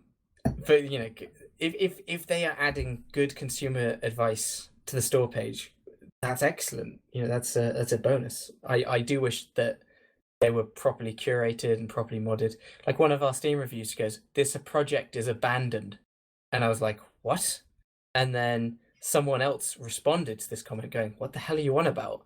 And the guy went, "This project hasn't been updated since this date." And then I looked at the date, and then I realized that the guy basically doesn't understand that we have a different date format. So when it had been updated on like the 1st of the 12th, he thought it had been updated on the 12th of the 1st. Yeah. And it's like, so now I do all my updates with the actual like names of the months in them. I mean, yeah, Steam reviews. I'm not going to be sad until I've released the game fully. And even then, like, you know, imagine if Dwarf Fortress was a paid game on Steam. I'm sure a lot of 14-year-old boys would hear about it, buy it, and then be like, "Oh, this is terrible. Where are all the graphics?" Yeah. And, you know, I don't think my game is for everyone. I don't think everyone will enjoy it, even when it's finished. And so how do you feel that the playing community's responses have informed your development to date, or since early access was released? I think it's really good because I mean, what I find is decisions that would be made, say in a game studio, a decision's made from up on high, hopefully not, but at least from a designer, and then you're given it and you're basically told to implement it, and then it goes into testing and you test it and you know you get a bit of feedback. But what I find is often that big design decisions are never properly questioned. So when I do something, I have to explain that to like 10,000 people. Because if I don't, then I will just keep getting harangued about it until it's fully explained. Like people, for the example, people go, "Why aren't there laser guns in the game?" And then I go, "Because the game is hard sci-fi. This is, you know, this is the effectiveness of a laser in an atmosphere. This is the effectiveness of a 50 caliber round in an atmosphere. Which do you think would be more effective for the energy outlay?" And you know, things like that. But just the other day, watching people play at shows is probably more useful than like feedback just via the internet. I often see people getting frustrated with the game at shows and ask them why they think it's something that annoys them, and they'll tell me what I'll have heard from people online. But the difference is I'll have watched them and then I'll have seen immediately what was actually going wrong for them. Like some people were saying, "Oh, I get confused about this part of the interface," and I saw they weren't confused, but they'd learned because you press Q and E or the number keys to pick items, and those like were not interchangeable between rooms and objects. And I saw them hammering the keys on the fingers and nothing happening, and then kind of realizing and then clicking the buttons, but they never reported it. And they said, "Yeah, and they never put it into words." But then I immediately just went home and went, "Okay, I can unify those systems. I can smooth over this." I saw people with the things they pick up, so that you're placing objects and then they want to get rid of the object that they're kind of holding in their hand, as it were. Yeah. And I saw them kind of shaking the mouse because I was like, "Oh, they can't get rid of it," because they had to press a button on the keyboard. And I went, "Okay, well, I'll attach that to right-click mouse." And immediately watching people play it, they right-click mouse, and then it happens, and they go, and then like finding those kind of smoothing through, you could do like focus testing, games testing, and things, and this would never come up because if someone knows they're being watched for any other reason that they're just playing the game, then they'll always give you really weird feedback, and they'll be aware, and they'll they'll carefully read everything and not touch things. Whereas at a show, the first page of text comes up and someone just skips it, and so I need to know that if they do just figure out what the skip text button is before they've actually read the text, I need to find a way to bulletproof that so they can't screw it up. And people going, "Oh, the tutorial's terrible." Why? Because they're pressing buttons during the tutorial that are breaking things or whatever, or the information's not clear enough, or something like that. And I can watch people play and fix those things. Whereas other games, they kind of release, and then you go, "Oh," and then they patch in a proper tutorial a few weeks later because they've realized what went terribly wrong. Whereas we can just fix that as we go, which is really, really useful, obviously. looking back at stuff that's happened so far, what do you think have been the sort of biggest hurdles that you've overcome? I think the Steam release probably. Steam release was just insane, and I'm glad it's done with. At the same time, I wish it had gone better. But I mean, considering I was one guy in my bedroom and I didn't even have a full-time QA guy at that point in time, and yeah, like considering what Ubisoft games and Warner Bros. Games and Batman, the new one that came out, and was just completely broken on PC. And like having released a game, yeah, mine was completely broken, but actually for what I managed on my own was just crazy. Also, I mean, the Kickstarter, just implementing my own engine, like an animation system. I just had never done some of these things, and that you go, oh yeah, it's easy to do, and you kind of know how to do it theoretically, and then you go to do it, and then it just doesn't work, and then you spend 6 months going, oh, how am I gonna get this to work, and kind of things like that. I mean, I don't know anyone at the moment who has written their own game engine with 3D lighting, animation, AAA quality, assets and stuff, that runs at 60 frames per second on mid-end machines and things on 4 platforms, 3 platforms. Well, 4 if you count the 64-bit versions. Yeah, so like everything is a hurdle. Like every update is a massive hurdle for me. Just sitting down and doing update videos is kind of a massively intensive task. Sitting down, recording the game, and having things to say about it when you're not a YouTuber, is incredibly difficult. Is that a challenge that you were anticipating going in? Yes and no. I mean, I was hoping that more people would be happy just with my silent videos. I think some of my initial videos just didn't have any me talking in them. I think as we go on, I have to spend more time communicating changes, because a lot of people, project has been going on for, a long time now. So I need to make sure that people do realize that when an update has come out and it has been 3 months, that 3 months of work is there, and it's the game is 3 months better for it. Because if you don't, then people go, this game's never had any updates. I mean, there are always a few edgy kids on Steam who will say that anyway, just because they want some attention. But yeah, like making sure that people, and keeping up with the community. I mean, because I've had patches where I haven't posted a Kickstarter update for 3-4 months, and then I've gone, oh god, someone literally emailed me and went, are you all right? Because they don't follow me on Twitter, so they just assumed I was dead. As one does. And kind of things like that. So yeah, that's a big hurdle for that every time.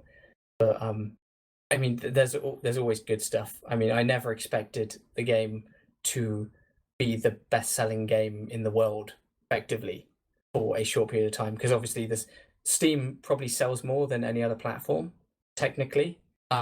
So when I woke up one morning and someone tweeted and went, "You were top of the Steam sales chart for like an hour last night," and I was in the top 10 games on Steam for like a week, despite the fact that this was the alpha from 2 years ago, and we were getting like good reviews then. And like I look at that alpha now, and I just like throw up in my mouth when I look at it. It's so can't believe I put that out. But and now kind of going, crap, I'm hoping to hit 100,000 sales by the end of the year. That's amazing. I think that's interesting as well. Like 100,000 sales for 400 reviews that's an interesting number. Yeah, well, because the thing is, interestingly for us, a lot of games, when you go, oh, we've got 60,000 users, they mean on Steam. Whereas because we've got the Kickstarter, we've got people who've never used their keys outside the members area, never claimed their Steam keys. We've got like 30, I don't know how many, 36, 37,000 on Steam or something. But we've got all these users on the members area who've bought direct, all these people who don't like DRM and just want the straight, clean Linux client or whatever.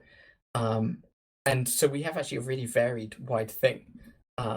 So yeah, but I mean, even for that, our Steam reviews are quite low. And I feel there are a lot of people who are very aware of the project and feel that leaving a Steam review at this point wouldn't be useful. They opened up the game, went, yeah, okay, it's pre-alpha, 2 years or a year ago. And now they're opening up the game, and hopefully they'll leave a really nice long review and say, buy this game, it's fantastic. Or give me some really useful feedback of things I need to fix. But yeah, I mean, I think one of the things next on the agenda was the most pleasant surprises. But yeah, the most pleasant surprise was being selling all those copies. Yeah. In a way that, like, I didn't think the Steam users would kind of grasp what the game was about. And I've never been shy about saying, hey, look, this game is absolutely like bare bones at that point when I was selling it. And still people were still excited about it. I mean, a lot of games have kind of overtaken that. I mean, there are a lot of games which sell millions of copies on their outings and stuff. I mean, we got absolutely like obliterated by DayZ as soon as that came out. But there are smaller indie games like Banished and whatever that like certainly get hundreds of thousands of copies. So that's kind of my next thing that I kind of like in terms of a milestone. I'd like to hit that 100,000 copies just so I can say, hey, look, we're a proper game now. We've sold this many copies. But also, just getting like the game finished is my kind of thing now. Just want to get it over with. It's really positive to hear that. I mean, even though we're a kind of Steam-oriented community, it's really positive to hear that you've got a what sounds like a sizable non-Steam user base. Yeah. Like in terms of highlighting that you can have players outside of the dominant platforms or what are seen to be the dominant platforms. Yeah, I mean, so I put the alpha up for sale like 2 or 3 months before the Steam one went out. And that was mostly so I could gain some feedback and start pulling in people's ideas and stuff. And we sold I don't know how many copies, but like we made like $30,000 selling direct. $30,000 is as much as I'd like expected to make on Steam. $30,000 selling direct is insane. And when I see people go, oh, we're releasing our game, and they go, oh, no, selling direct's too difficult because they can't spend an afternoon setting up FastSpring in a website. Like it's absolutely baffling because, of course, we get all the money from that. We get 7% is taken off for the like credit card charges, whereas big shops are taking a third. Right. So just why small indies keep missing this is quite infuriating. And of course, like a lot of people do go, I bought it because you have the DRM free option. Despite me, or you guys probably explain this quite a lot too, that Steam is not DRM. And if a game doesn't load because Steam isn't open, it's only because they haven't included the libraries correctly in a way that doesn't crash the game when it fails to load the Steam library, Steamworks stuff. The only DRM they have in there, I think, is so publishers who are still stuck in the 90s don't put something like secure ROM in their game so that they can put in Steam's one and go, yes, that's the tick box for the executives in the share meeting to say that our games are unpiratable. Sadly, there are still people shipping Sekirom on Steam, I think. Yeah, that's horrendous. What's worse is some of my favorite games are secure ROM as well. And like the old Stalker games had some terrible DRM in them. But yeah, I mean, it's slowly getting stripped out, although secure ROM doesn't work on Windows 10 or something because they didn't implement the driver for it. Certainly good and bad at the same time because DRM is terrible. But yeah, selling direct is a really good thing that all indies should be doing. It's absurd that people aren't, because there is a market for people who are incredibly anti-DRM, and I'm anti-DRM, but I'm not anti-Steam. But Steam could cease to exist tomorrow. I mean, there's no reason for it, but they could. And then I'm still selling games, and no one else would be selling games. Like, I even got to the point where I suggested to other developers that since I have this Maia's members area, I can distribute any game on that, and maybe if they want to sell their game, I could host it on this members area for them if they're so afraid of hosting and running their own store or something, which is just kind of seen that like I'd have to go to that length just to get someone to sell their game. Maybe I'll do another indie rant thing on it and it'll get popular and indies will stop being insane about it. Something that I think is interesting, like particularly when you're sort of doing open development where people have the opportunity to see what's going on. yeah, as you bring features in, as you complete development and move further through, you get the chance to see what the game is in actuality rather than in your head. Do you feel like you have any difficulty balancing persistence of your original vision versus the development insights you've gained over time as the game has evolved? Yes and no, but like it was like none of the important stuff that I felt was really important in my head has needed to change. It's all been like, as I said, like with the feedback and things, it's often the how will the game be interacted with? How will this specific item do this task that I've envisioned it like for it? How will the user set off this thing happening? So there were a few items in the game that were researchable, and the colonists would just go research them, and it just you didn't feel like you were doing anything. So I went, okay, we'll just make it so we set this item to be researched, and then you click on it to set it to be researched, and then it happens, and then you've given the user another choice, and it's a meaningful choice, and it's not just cow clicking. And same with the imp. I wanted it so you could set for them to create an imp, and they would go and they'd create the imp, be printed in this 3D printer, the little robot, and then it would pop out. But then I found like, well, you click and then they go do it and nothing's really happening. So I went, okay, maybe if you click and then it automatically starts, and then like you see a timer growing, to 100%. And then immediately that obviously went, okay, you've presented the player with a choice, they take it, they're given a bit of feedback, the thing happens, it happens in about a minute, so you've got like a slightly longer term thing rather than it just being a cow clicker type event for the player, and then they have the imp to use. Like that was never properly formed in my head, but I'm not very sad about the fact that I had to fix it because the solution is much better than the kind of vague idea.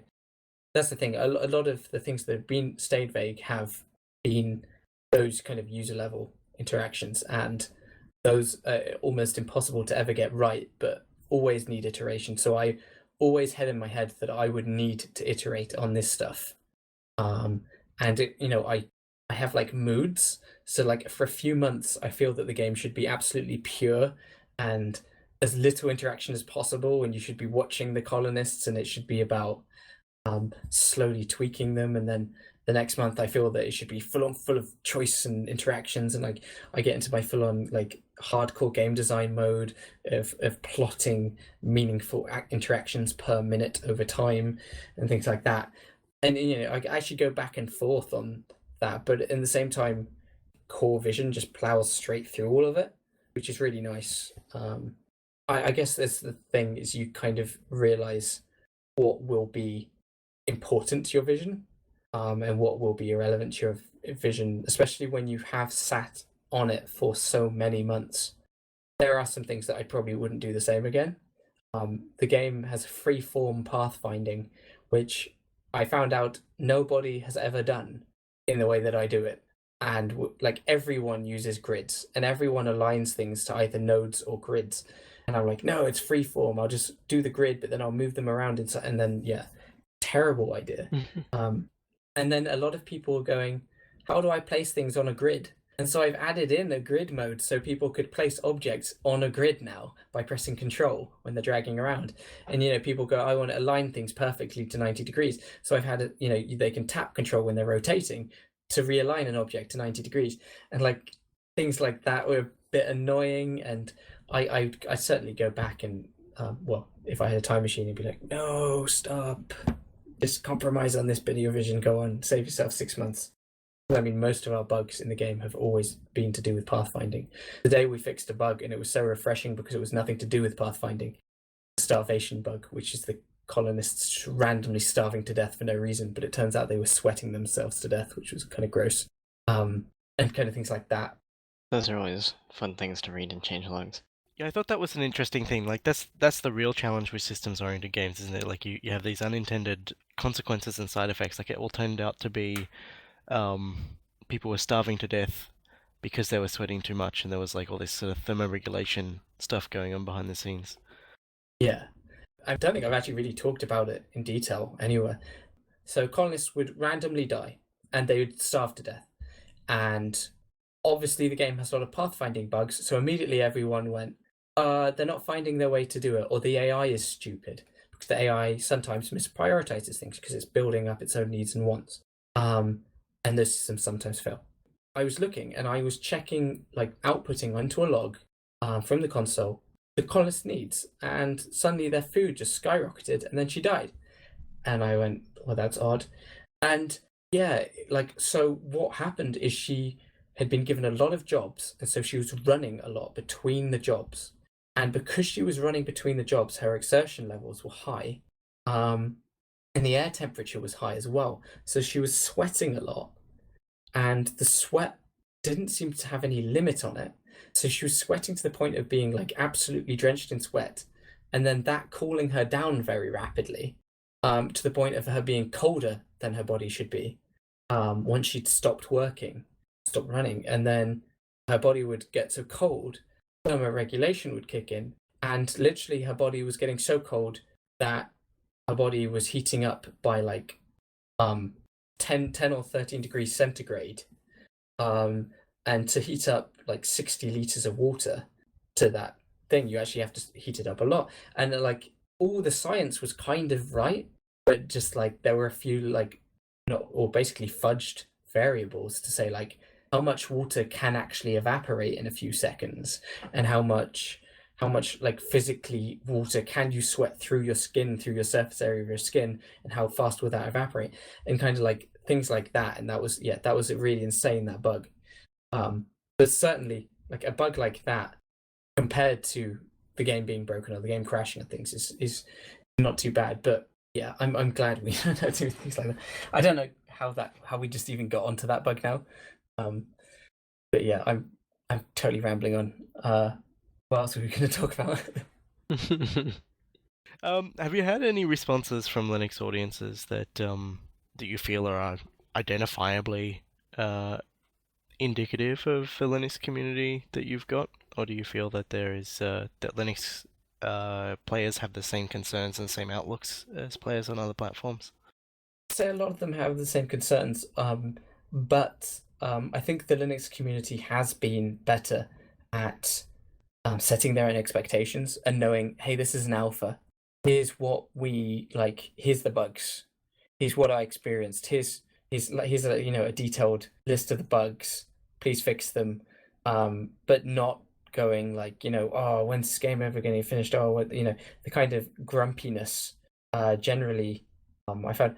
I mean, it's hard to place why I get that from the Linux community. I mean, I have a good link with Liam from Gaming on Linux, and he's been a vocal. He's been covering the game and talking about its issues, as well as saying why he thinks it's good and why he's kind of given it his backing so consistently. But yeah, I think maybe there is maybe a kind of a maturer base of Linux users, like emotionally mature compared to Steam. I think Steam's very like on Windows. There are so many more people on it that there's a more of a, I don't know. I'm treading on thin ice here, aren't I? But It's fine. I think it might be possible that a lot of Linux users, they set up their own system, they're using software that they might have initially been unfamiliar with, or perhaps beta versions. Yeah. And so they're used to dealing with, or at least trying to understand issues. Yeah, and I mean also just the expectation of being spoon-fed. You've gone, I'm going to pick my operating system. At that point you've made a choice, and that probably separates Linux users or whatever, whoever does actually sit down and choose their own operating system, which a lot of Windows users don't. That sets them out. They've made a choice about a piece of software. Why have they done that? Because they have their own understanding of the software, and due to that, that's already selected off a lot of people who are going to make sure that when they use a piece of software, they do understand what it is and they do read the specs and see if it's for them, which maybe that self-selects Linux users that are for us that create a kind of good solid community.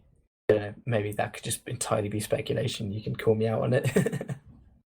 I mean, it's tricky. I mean, it doesn't feel like we have a lot of like meaningful metrics there, and that speculation is all we really have access to at the moment anyway. we'll just ask like Linus that adds just like a survey that pops up straight from the Linux kernel.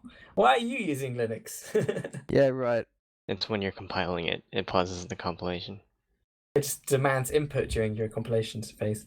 So as we mentioned earlier, Maia's crowdfunding campaign launched a little bit after the Double Fine adventure, and I think it's probably fair to say that you benefited a little bit from the momentum that happened alongside that and a few other high-profile Yep. crowdfunding campaigns. Do you think that crowdfunding today is different from crowdfunding in 2012?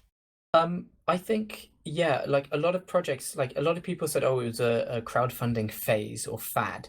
I don't think specifically it was either, but it was, as you said, kind of a momentum built up because I was the first UK Kickstarter to launch. We all launched on the same day, but I don't think anyone had noticed or anyone else was ready. So I noticed and I launched. And due to that, like, you know, there were a lot of people, it was suddenly talking about Kickstarter and stuff. But I feel that like a good project is a good project and can get funded. And the reason why we've kind of lost a lot of the momentum is because the people who are capable of creating novel, interesting projects and pitching them have kind of done so and they're kind of busy. You know, the Shadowrun guys, I think, for example, came back and went, hey, we're going to do another thing now. And they got a huge amount of money again, you know, and they obviously had this trust built up in their community, I guess. So a lot of people were quick to jump back on board again. So I think it's changed, but in a way that's a kind of a more matured audience. So it's not a rush, perhaps, but certainly I think those like audiences still remain on Kickstarter. I think there are a lot less people browsing the site now just to randomly pick up games. But for example, if I were to relaunch, or if I were to poke my Kickstarter backers and point them at a different project, I think that, you know, momentum could be built up again. There was, you know, a lot of hype around the initial launch, but having seen people come back and make large amounts of money, and also seeing really big celebrities come up and try and make money and then fail, which has been sad in some cases. I saw Brenda Romero's game ages ago; they never made it and stuff. But I feel like a lot of the audiences would fund a game again and have felt they've like got their money out of it. I think a lot of studios. I would do crowdfunding again. I wouldn't do early access again in the same way. I'd maybe do early access as like a few weeks before final launch, which Valve tell you not to do, which is interesting. They say, you know, early access is not for betas, it's for alphas. Or something along those lines. I'm not actually quoting Valve properly. Well, they want you to Actively development, yeah. take input from users, right? Yeah. I feel that I probably wouldn't do early access again. That long, but I would certainly go back to Kickstarter. And I feel that like once I've delivered Maia, and if I went back and went, hey guys, remember how we had all those Kickstarter stretch goals that we never made? Let's make Maia 2, and that will be, you know, we'll make the Water World version or the Dead Planet version. I feel that like people would be like, yeah, because I mean, maybe not, you know, I'm not going to generalize an audience of 8,000 people, but I think a lot of people will, you know, come back and go, yeah, I enjoyed it. And I mean, you know, as long as I deliver, but we've seen that other developers are coming back, and you know, Obsidian, I think even Double Fine, even with their kind of issues they've had, could probably go back and crowdfund another game successfully, as long as it was a reasonably good pitch.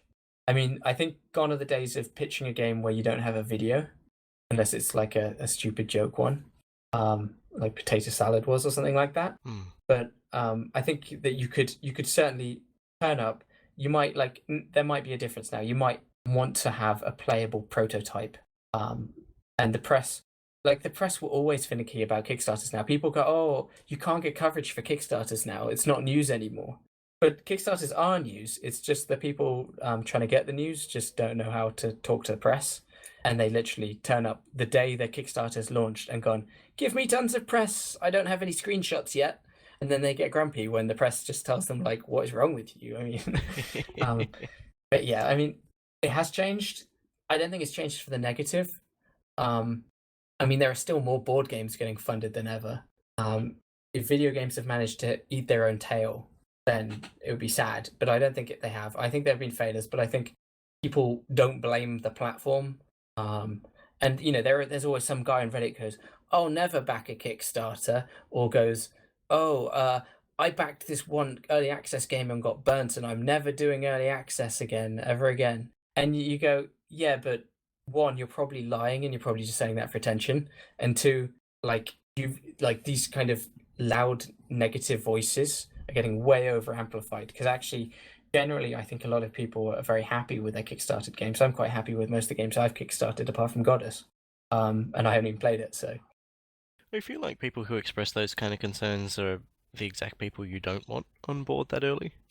yeah, exactly. I mean, that's the thing. I mean, I've seen a lot of people talking about Double Fine and saying terrible things about them, and then I go, so which one of yours did or which one did you back? Oh, I haven't backed them. I'd never back them. And it's like, why are you even here? Like, what are you doing? You just want to be part of this conversation, so you're having like a negative view on something because you want to be part of it and you want to be the guy who gets the attention. Like, well, okay, fine, but there are a lot of people who are still very happy with video games and very optimistic about creativity. Yeah, and there's a lot of data to show that Kickstarters and early access games are still successful, so people are still buying. Yeah, and I mean, people go, "Oh, there's less projects and they're making less money." It was like, yeah, but that's because there are like 40 or 50 big studios or big name developers who already have their funding and are going to be quiet for another 2 years. And I mean, and there are also the ones that did a Kickstarter-like funding. They just didn't do it on Kickstarter, like Prison Architect. Right. Everyone forgets they made their own Kickstarter and kept all the money, obviously. But people don't bring that up. And if you think about that, Prison Architect's a massively successful game. It's very easy to skew the stats in a kind of negative fashion, but it's always apples and oranges anyway. I'm sure maybe alpha games might like lull off a bit, but then I say that, and then like some new hunter in the wilderness with Minecraft comes out, and then it sells like 200,000 copies in an afternoon, and then I feel like an idiot again for even thinking that alpha games are going to die out. I think people say early access is dead, but I'm pretty sure, scrolling down my Steam list, the top sellers, yeah, like 2 of them are early access. I think Ark Survival Evolved on the best-selling. Yeah, I think that's in the top 10 most played games at the moment, and yeah, that's early access. Yeah, that alone is a proof that early access is far from dead. And people say DayZ, and DayZ was a massive disappointment. DayZ's sold like millions of copies. I remember I was sat with Dean Hall and Brian Hicks a few months after they released, and I was showing it Rezzed, and Dean and me, weirdly enough, had very similar experiences of the kind of crunching and then releasing a game that was less baked than you wanted it to be, and it was an early access and kind of dealing with the stresses of that. And yeah, they were looking at their sales on Brian's phone. I was like, "Oh, 2,000," and they were like, "Yeah, yeah." And I'm like, "What, like today?" And they were like, No, this hour. And I was like, "Screw you guys." And yeah, I mean, the early access games are selling like hundreds of thousands of copies a day, like in total. So yeah, anyone who tells you that alpha games are dead and they'll never buy an alpha game again, and therefore they represent the entire of the game purchasing public, they're just, I mean, when I went to Minecon, a lot of the kids, they'd sit down and they'd start playing the game, and I go, "Okay, so this is an alpha, which means it's not," and then they turn to me like, "I know what an alpha is," and this kid's like 8, or like one was like 6, and I'm like, "You're too young to play this," and he goes, "I can play video games, I know this," and then starts playing, and immediately skips the tutorial and just starts playing the game. I'm like, all right. But there's an audience of kids and younger people, and I'm sure there's plenty of older ones, who aren't fussy and are interested in seeing a game grow and have grown up with games that have been unfinished, like Minecraft. Like, there's 100 million. I don't know. There are more. In fact, yeah, there's 20 million 23. Basically, the only stat I can remember is there's more Minecraft players on PC now than there are Australians. There aren't many of us. Yeah. Yeah, Minecraft, it's a lot of people don't realize how big of an influence Minecraft has on children. And so people go, "Oh, Simon, the tutorial's crap." And I go, "I thought my tutorial was okay. I know it's not good." I love that it makes me press Y. Yeah. But the thing is, I went, "Oh God, I'm going to Minecon and I haven't played Minecraft for 5 years or something. I should really sit down and properly play it for a bit because half the stuff wasn't in when I played it in like 2010." And I sat there, played it, and I went, "Oh, there's new tutorial pop-ups." And I'd never assumed, well, I basically assumed that they would be adding them when I played the first alpha. And there's no tutorial in Minecraft. You have to open a wiki. You have to tab out and open a wiki. I mean, yeah, you can build like the basic stuff out of wood, but really you need to know like the shapes to put things in to get like a pickaxe and to get different swords and things. And they're like, that's not documented anywhere. I guess most people would play it with a friend who would say, "Hey, put that in a box and put it on the ground." Yeah, exactly. And then like other players will wiki it, or other players will watch YouTubers play it. And so there's a whole kind of different expectation of what I now need to does my game, because I always wanted a minimalist tutorial because I don't want to sit down and make the player press buttons for a few like 25 minutes just to get into the game. I want to give them the bare minimum so they can get in and start like experimenting and kind of encourage them to experiment within the game. And yeah, it's completely set. It's completely different like market, completely different understanding of what a video game is.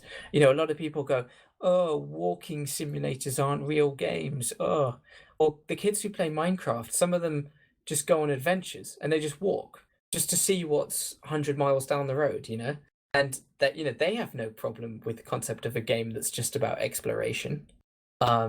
Yet people who think they know a lot about video games tell us what are and aren't games. Which is really encouraging that, you know, the best-selling game for kids is a game that actually opens up a lot of interesting avenues for them. I mean, you know, there's building, there's multiplayer, there's PvP, there's RPG elements, there's crafting elements, exploration, and just like so many different things in one game. And so they're not getting some really narrowed view of what a game should be, but a really broad picture, which is really good. Yeah, I completely. Where did I even get from that? Was it crowdfunding? Yes. Yeah, actually that was the other thing we needed to mention was yeah, your the Reddit thing that you dug up. Yeah, I was just about to bring that up. Was back in, when was this? This must have been in 2012. End of 2012, I think. Yeah. You did an AMA on Reddit. There was a question, which was, were you / are you ever a starving artist, or are you a smart / multitasky enough to have other income while you're getting to the top? Any tips for anyone getting through this nonsense? Sincerely, a stressed out, hungry game dev. And your response was, I am currently a starving artist. I'm burning through my savings to get Maya out there. It's a sacrifice I'm willing to make. I know this can be massive, and I'm putting my money where my mouth is. As far as tips go, you say, eat more fish than meat, walk 2 miles a day, and take 2 days a week where you do no development. Otherwise, you will get fat, ill, and crazy. Do you feel like you've followed your own advice there? I have more recently than I have been fully. Like I moved into an office, and so we got a proper office. Separates my kind of work life from my home life a bit. Though I say this, I still have a full development setup right in my bedroom here. I do eat incredibly like much healthy because I found this when I was working in AAA. If you're not going to do enough exercise and you're going to sit at a computer all day, you need to eat well because otherwise you're just going to get really, really sick very quickly. And I did get really sick on Connectimals. I started getting these sharp pains in my head. My doctor identified as suicide headaches, but had no idea what was causing them. And then he put me on wide-ranging antibiotics and some incredibly strong painkillers, which made me even more ill. And then he went like, "What do you think could be causing this? You around lots of sick kids all the time or something?" And I go, "Well, I don't know. I get into work at like 9 a.m. and then I leave work at about 10." And he's like, "Yeah, that would be it then." And the thing is, you don't get more productive if you work more. You get less productive. Like if you do more than 40 hours a week, you end up having a net loss in productivity. And like they found this out in like the 1900s. Like Ford, when he was setting up his production lines, he calculated this and he did all the stats. And so developers who work every weekend or every night till 10 at night, they're not doing any more work. They're just creating like technical debt, bugs. They don't know it. Even when you feel that you're getting one of these spurts of productivity, you'd have probably had a much better spurt had you just like not worked for a whole week straight. And like emotionally, it takes its toll. Like if you work days like that constantly, and then you see a bad Steam review, you feel like just canceling the game.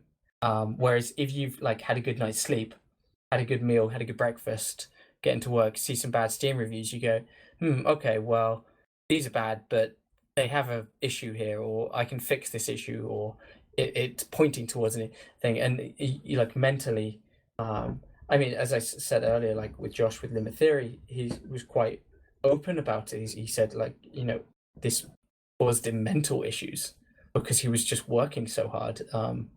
And there's a thing like when you're an indie that, like, especially now for me, when I have like 50,000 people waiting for a copy of the game, and also I have like 2 full-time employees who's their first job ever, and I wanted to give them really good experiences for their first jobs.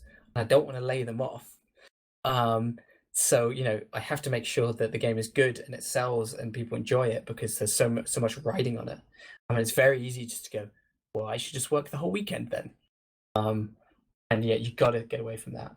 And I mean, my diet's pretty healthy. I mean, I don't eat red meat. I just eat fish, and kind of cut out sugar a bit at the moment. I eat too much sugar. But yeah, just eating processed sugar, which I mean, not too bad for if you live in England, but especially if you're actually going to America and stuff, some really, really unhealthy food that will get you very ill very quickly. Like I see a lot of people like talking about drinking energy drinks. It's just insane. Mike Bithell said he got hospitalized from drinking energy drinks, crunching on volume. Like, yeah, well, no fucking wonder. I mean, what were you expecting? I mean, Wow. you can't work every day of the week for 12 hours and then start drinking energy drinks. He had heart palpitations or something. It was insane. But he was fine. It was literally just drinking too many energy drinks just upset him. I did a 36-hour game jam on the weekend and was stunned at the number of kids like drinking insane amounts of coffee and energy drinks. I mean, it's fun. Like if that is the thing that you will do once, that's great. Like 2 weekends ago when I said I was doing a bit of crunch for 0.50, and I just plowed through the weekend and I was incredibly productive. But actually, I was incredibly productive in that little bit of kind of crunch, even though it wasn't really crunch because I was just working normal work hours. I was super productive because I was really well rested up from the last few weeks where I'd just been like knocking off bugs and doing features and going home at like 7, 6. We get into work at 10 in the morning and we leave at 6, and I like passively aggressively kick Anna and Caroline out the office and go like, you guys go home now, yeah? Because the crunching them's not going to help them in any way, and it's not going to help me, and it's not going to get any more work out of them. I've actually, in their contracts, I don't have overtime specified. And if if we do a game show, I actually make them take off holidays after the game show. So if they're going to work the Saturday and Sunday to show at Resd or EGX or something, I go, okay, Monday and Tuesday, Wednesday off. So you guys are catching up on sleep and stuff. Because if you don't, you're just going to end up with zombies. No, that's really positive to hear. Yeah, and I mean, since I got an office and separated my work life and things up, I remember like around March this year when I was finally reasonably settled down in the office. Since then, every kind of update that people have like experienced, it's always been like the positivity around the updates and the kind of the feeling of how kind of full of content and stuff they are. The amount of content in them has always like it's grown each time, and people have started going, thanks for the update, this is really good, this has fixed all my issues with it. And that sort of kind of clear productivity boost is just really, really like I didn't think it would happen, and it did, and it's actually like really fantastic. And I hope other indies will kind of see that. I mean, from the sound of Limit Theory's recent update, he's noticed that, and he's moved into his own thing, and separated those bits of his life out, and it's really good. I mean, often when you're creative, you can't like turn it on a switch. And I was saying to Jonathan Whiting, who has a desk in our office, he made JS Sebastian Joust, where you're running around with move controllers trying to slap them out people's hands. Yeah. And he also I think he's doing some work for other indies and things. He's kind of one of the big names on the indie scene. But he said, like, we've got to get out of the mindset where you feel guilty because you only did 2 hours good work today. Or if you can do no good work today, you need to learn to just be able to go, guys, I can't do any work today. I don't know why. Just I feel grumpy or something, and just go, there's no point trying to force it. I'm gonna sit here and play some Saints Row or something. Like and not to feel guilty about that, or crappy about taking a day off, or guilty. I mean, hopefully maybe I should go back and do another AMA, and hopefully the same person will ask the same question, and I can give them more useful advice. Or maybe they'll listen into this podcast. Well, fingers crossed. So before we wrap things up, was there anything else you wanted to say about Maia, or experiences with Linux, or anything at all, really? No. I maybe yes. That's a great answer. It's my favorite answer. I'm kind of like, I think more developers should support Linux, as a matter of fact, and I think more Linux users should push developers to support Linux politely, and I think that'd be really helpful. And I think also, like, I think developers who use tools on these open source tools should thank the open source developers and report bugs, because I've reported bugs to people, like Ryan, for example, fixed things in SDL that was reported through VVV and other stuff. And like, if everyone kind of works together, it works really well. And so, yeah, as for Linux, I don't know.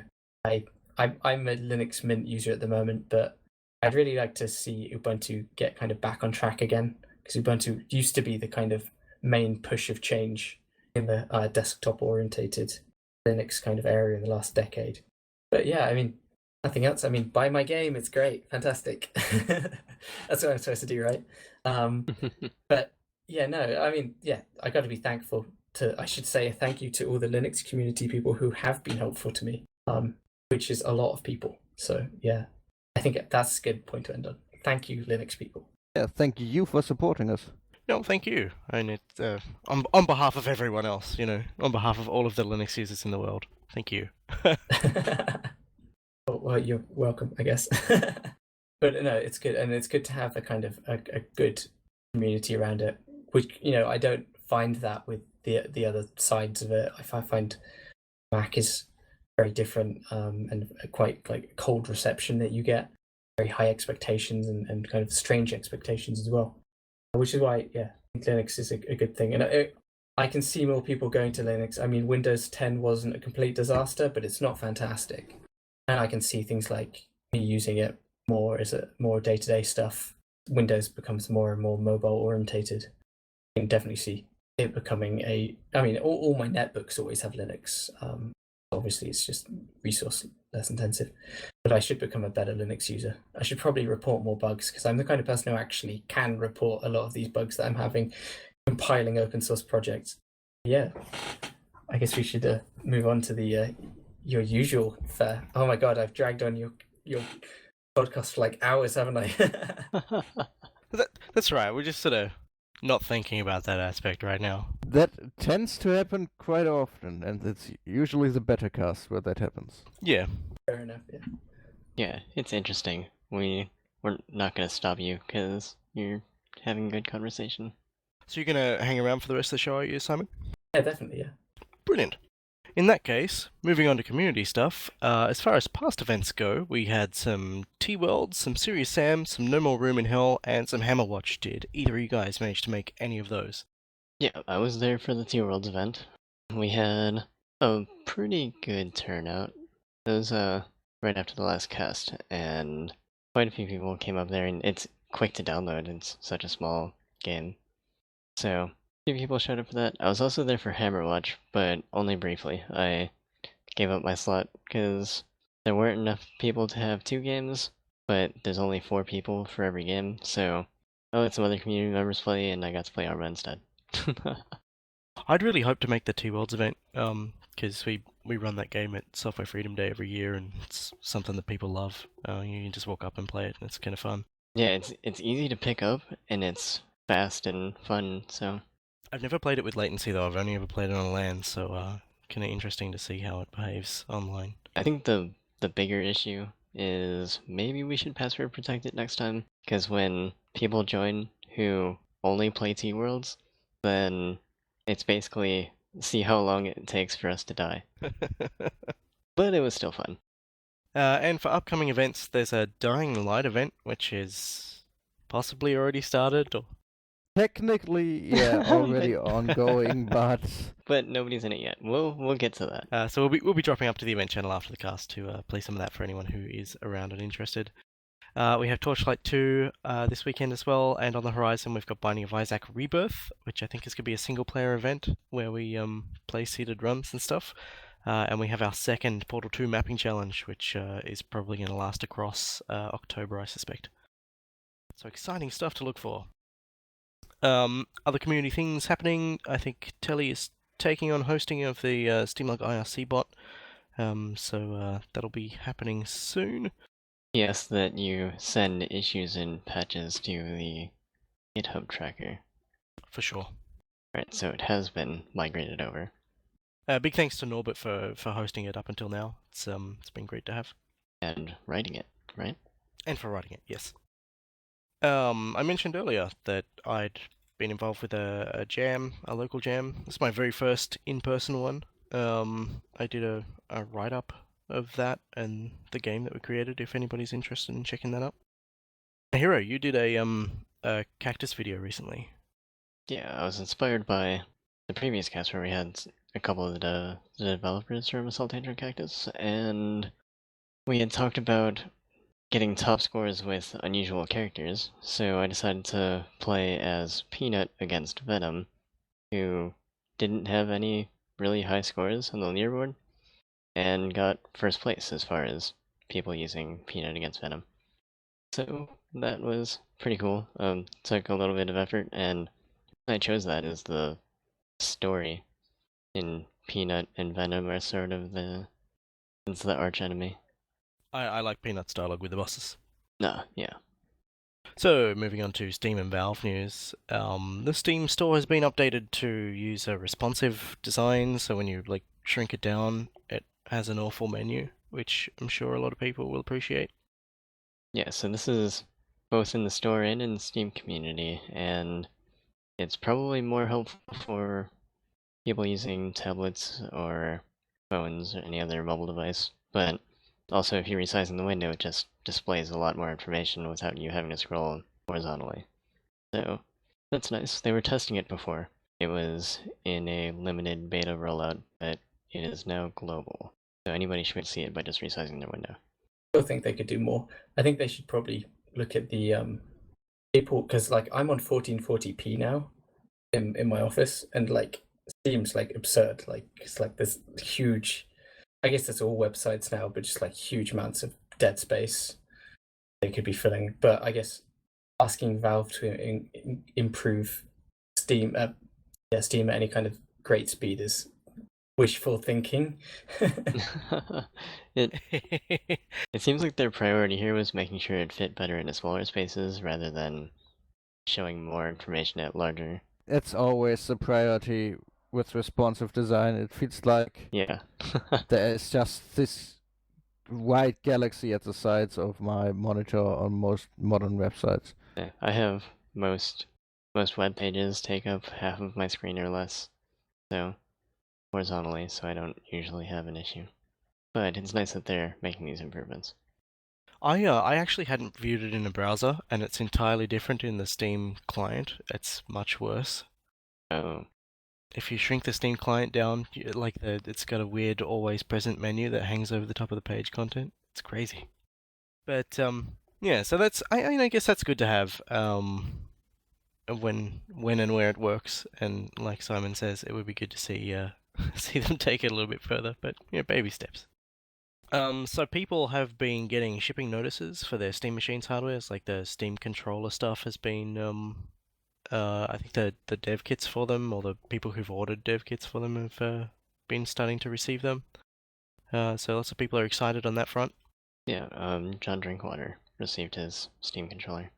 Do you have one of those, Simon? Is that something you're interested in playing around with for Maia? Yeah, but I didn't go ahead and get it. I guess I'm kind of like backwards as it comes to this sort of stuff. But I am excited for it. But I'll get it once it's kind of a bit mature in people's hands and there's demand for supporting it properly, I guess. Do you think there are any sort of hardware-specific implementations that Maia could benefit from, whether that be playing around with some of the haptic feedback or maybe gesture stuff with the touchpads? Yeah, well, this is the thing. So the idea with Maya, was not to have any menus or text, huge amounts of text or stuff on the screen, or spreadsheets. But also because there's no menus, there's no huge GUI lists of pick your thing off the list to select this item. You actually cycle through items, and things are built on your mouse cursor. So actually, I really do want to use the thumb pads and the controller, and then have a cycle button. And I think the game would map really well to the Steam controller. I think the cursor in the game would be locked to the center of the screen, and you'd be moving your view around with the kind of thumb controls and stuff. And I feel that would actually work really well. And I think what's interestingly is because the way I built the game, I think the accessibility of that would be incredibly high. I spend a lot of time talking about accessibility, and Ian Hamilton, a big expert on it, and he has the accessibility website, which I can give you a link to, but it has standards for every single thing. The Steam controller could actually be a way for people with very limited mobility to play the game, because I could basically make every game function within 4 buttons and a thumb pad, which I'm actually pretty excited about, trying out. And because obviously games that are very complex and things do often, lots of key controls and mouse control and dexterity and stuff. That's actually really difficult for a lot of disabled gamers. So I feel that I can make the game incredibly accessible with a Steam controller. So I will look into that, but obviously when no one has one, there's no point doing it yet. But once they're mass selling and everyone's got one, definitely we'll be looking into it, yeah. Exciting stuff. There was a comment on the Valve issue tracker earlier this month from a Valve employee who was commenting on the current plans regarding workshop support for Dota 2 and whether or not that was coming to Linux. So at the moment, it looks like we're not going to have Linux support for Dota 2's workshop tools. And it seems like Valve are aware that it's something that people on Linux might appreciate, but it's not a road they're going down at the moment. I wouldn't even phrase that as Ralph is aware. It's that specific employee that sounded to me like he was aware of it. He might wanted to do it, but it's generally not something that's on the radar of the Dota 2 cabal or any person involved in the tools cabal, because we all know that's how Ralph works, and if it's not on their radar, it's just not on the radar of the people that matter in that respect. Yeah, to me it seemed like he was just telling everyone, don't expect anything anytime soon. Yeah. Well, it's hard to know, hard to know what goes on at Valve. But I kind of imagine that the workshop tools are going to be sort of Source 2 specific rather than Dota 2 specific, I would guess. Well, they're definitely pushing for content creation with Source 2. So it's possible that it could happen later down the line. Maybe the other Source 2 tools will be ported to Linux, and then that will enable the Dota 2 workshop tools, but right now it's hard to say. So yeah, if that's something you're looking forward to at the moment, probably adjust your expectations accordingly. But on a positive note, Dota 2 Reborn is no longer in beta, so vanilla Dota 2 is now the Source 2 port, and the original one, you can't even join a matchmaking game anymore if you didn't update.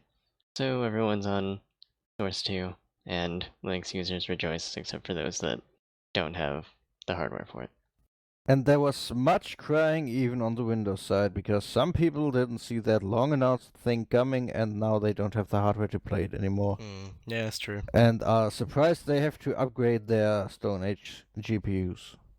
That's interesting. I didn't realize that that there were compatibility issues there. But I was going to comment on the I guess the lack of fanfare maybe. I mean, Source 2 is now in a shipped game, and that's really odd and unusual. And nobody cares. On the surface, it doesn't make a huge difference for most, the average Windows end user, and they don't care. It makes no difference to them. But some people, some of the graphics requirements, I think, and it's a little bit more intensive. But as far as everyone on Linux, it gives better performance, and that's a big deal. Not that it was terrible before, but it's way better now. Yeah. Well, I just think it's really interesting that tech like this has had a soft launch like this. Like, I can't think of anything else that's had, when there's been a new flagship engine on the way that's been quietly rolled out in an existing game like this. Right, usually it'll be like a new flagship game to go along with it. I think Valve are probably quite aware that their game, that the engine itself is quite incremental, and I think they may, because they're trying to, I saw a little bit of coverage of it, but I think really they didn't want people to get any expectations of any change. Because our new engine, and then people are going to post all over the internet going, "Oh, it looks just the same. Oh, you're lying. It's not a new engine. The graphics aren't any better," because obviously graphics equals engine for 99% of the Right. people who understand what a game engine is. Maybe. People can't even tell art style from graphics, so what do you expect? Right, so another thing to note is that the GitHub tracker for the original Dota 2 is no longer available. There's only the Reborn tracker, which has been renamed. So any old issues, if they still exist in the current version, then you need to submit new issues. And they removed it from the public, so any of that stuff is effectively gone for any of us. So, as I mentioned at the beginning of the cast, CSGO has been updated with wholly new player animations, some added animations for like bomb defusal where cables hang out, and it has a whole new visual feel, and also very important, the hitboxes have been changed to a different system and are now supposedly more accurate. Yeah, the animations are nice because there's a lot less of just like things popping up. The old-fashioned like slide across the ground and gun pops into your hand and stuff like that. Yeah, the old ones were quite jaggy, abrupt, and overall that was one of the things I felt the most with CSGO. Like, nice, they updated this game so much, but the animations are still so outdated and bad. Right, so now you can look at somebody and tell what they're doing. You can tell when people are switching weapons, or if they're climbing up a ladder, or defusing a bomb. It's so many little things that makes huge improvements. Actually, all the animations were touched up, but those are the obvious ones because they didn't exist before. Moving on to tech news, Mesa 11.0.0 has been released with support for OpenGL 4.1 for specific driver parts on AMD and Nvidia, but apparently Intel is still on 3.3. So on the other side of things, AMD Catalyst 15.9 and FGLRX 15.201.1151 should improve performance in Counter-Strike Global Offensive and Dota 2 massively. But basically nowhere else, because they finally realized that, hey, maybe we should not go after named executables to start up our built-in performance increasements, but some other way, or they have just added these names as well. It's just basically enabling now for these Source Engine games what was already enabled for Team Fortress 2 and other older Source Engine games. So it wasn't really doing any new tricks. Right, it's just some optimization. It's a switch somewhere. There was an XDC 2015 talk by AMD where they were laying out their plans for AMD GPU, the driver family that is mostly open source. You have probably heard about it if you cared all about AMD graphics. Yeah, open source, at least in kernel. Yeah, and they laid out what will be open source soon or already is, and the parts that will remain proprietary for the time being, but they plan to open source, which sadly is also the new and upcoming Vulkan driver part. And in even more better news about Ryan Gordon, he has released a Steam shim that's a CLib licensed C library. Please say that 10 times really fast. To interact with Steamworks for all your open source and free software games that really you don't want to or cannot add a proprietary library to. Yeah, so most games will use the is it just the Steamworks library that Steam provides? And that is not GPL compatible. So this solves that problem. That's really exciting for anybody that wants to add Steam integration to an open source or a GPL license project. Yeah, I mean, there's not a lot of people, but the people I know people who have been tripped up by this and have desperately wanted to put out little open source projects and have just been completely unable to because they've realized that, like, oh, I can't add this cool part of it, which was interesting. I mean, obviously I can't talk about specific ones, but there are some really cool projects which are going to use this. In general gaming news, we mentioned earlier that Stanley Parable has been released for Linux. Am I correct in assuming that most of us helped test this before it was released? I actually did not. I picked it up for the months when it came out, or a couple of days after. Yeah, by the time that I caught wind of the testing stuff, it was already closed, and I didn't want to bother him with more requests. Fair enough. But I played it a lot after. I had the opportunity to test it. At that point, it was a couple of small edge cases and a few bits of cosmetic stuff that we identified in the meantime. Like, it was pretty solid as far as support went. So, Grand PC, thank you very much. You obviously put in a bunch of effort. To clarify, this is a native port in the source engine, because some people felt uncertain about that, which is kind of funny. But the game is hilarious, and it's native. Definitely worth playing, in my opinion. Yeah, and as we mentioned earlier, the demo is available for Linux too, and that's just as native, and it can be considered a separate game in the same style. A game that we've mentioned a couple times previously, Airscape, now has a Linux demo. I think we mentioned during the last cast that was coming soon. It's got a separate app ID, so if anybody's chasing it down, here's the right place to go to find it. On SteamDB, we've been seeing some signs of Saints Row 2 and Saints Row the Third having some possible Linux activity. That is really interesting because the Saints Row games actually have some coherent storyline to them, believe it or not, for all the silliness that's in there. So it seems like we will be able to play the whole story except for the first one, which was never on PC anyway, so, well, you can't get that. Yeah, so we already knew that Saints Row 4 was coming. These are complete surprises, and there's no official confirmation, but there's hints, so we'll see what happens. There might be some official confirmation, actually, because I Googled it today, or at least the 3rd, for some reason. I think actually because I was thinking about what games I played recently when I saw you talk about it on the podcast, but I saw somewhere they've written the text like coming to Linux in 2015, but on somewhere on their main website now.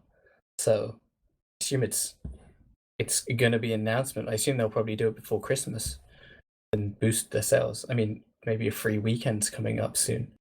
Yeah, there will be a whole lot of Linux gamers really broke around November 10th when Steam machines officially hit the streets, because that might be the date where all the stuff comes out. Yeah. At the same time, to make me broke and happy. Pulsar Lost Colony has updated. Dorita, you had a chance to check out the update video? I checked out the video, yes, sadly not the content itself, but there is a whole new ship in there. Yeah. It's much smaller than the other one and designed for battle, so it will probably be the ship we will be playing from now on when we can only get 3 people together again, because it's so small you can reach every station really quickly, every station that matters. Did I read that it had an aft-facing bridge? That's fantastically odd. And it's at the rear, and it's not really facing aft, but it's at the rear, so Oh, okay. Yeah, it's facing forward. yeah, it's like a traditional ship that has a bridge at least rather than the center. So I flew around in it a little bit and just ran around. The layout is very different, and it's really interesting. I want to play it with people, because I was only able to mess around by myself. But the placement of all the stations is completely different from every other ship that they have in the entire game. I'm looking forward to checking it out. And the big news here is, did you say that they are now live on Steam for you to buy? Right, so they are now on the Steam, they now have a live Steam store page, where before you could only get it on their website. It's gonna be interesting to see, how development progresses from this point forward compared to previously. Whether there's going to be a higher focus on polished content and a sense of progression versus earlier stuff, which I suspect there will be. But yeah, it's been a fun project to watch come together. And for anyone who hasn't heard of that before, I like to compare it to FTL, Artemis, Guns of Icarus combined. Yeah, it's got this kind of like multi-crew, go down, explore planets, run around on your ship and service systems thing going on. Scan for enemies in the systems that you jump into and stuff. It's cool. Speaking of cooperatively crewing ships, Hmm. Guns of Icarus Alliance is being tested in the dev app for Guns of Icarus right now. So anybody that pre-ordered it through, I believe it's through Kickstarter or through PayPal, can now play the beta version of Guns of Icarus Alliance, the co-op expansion.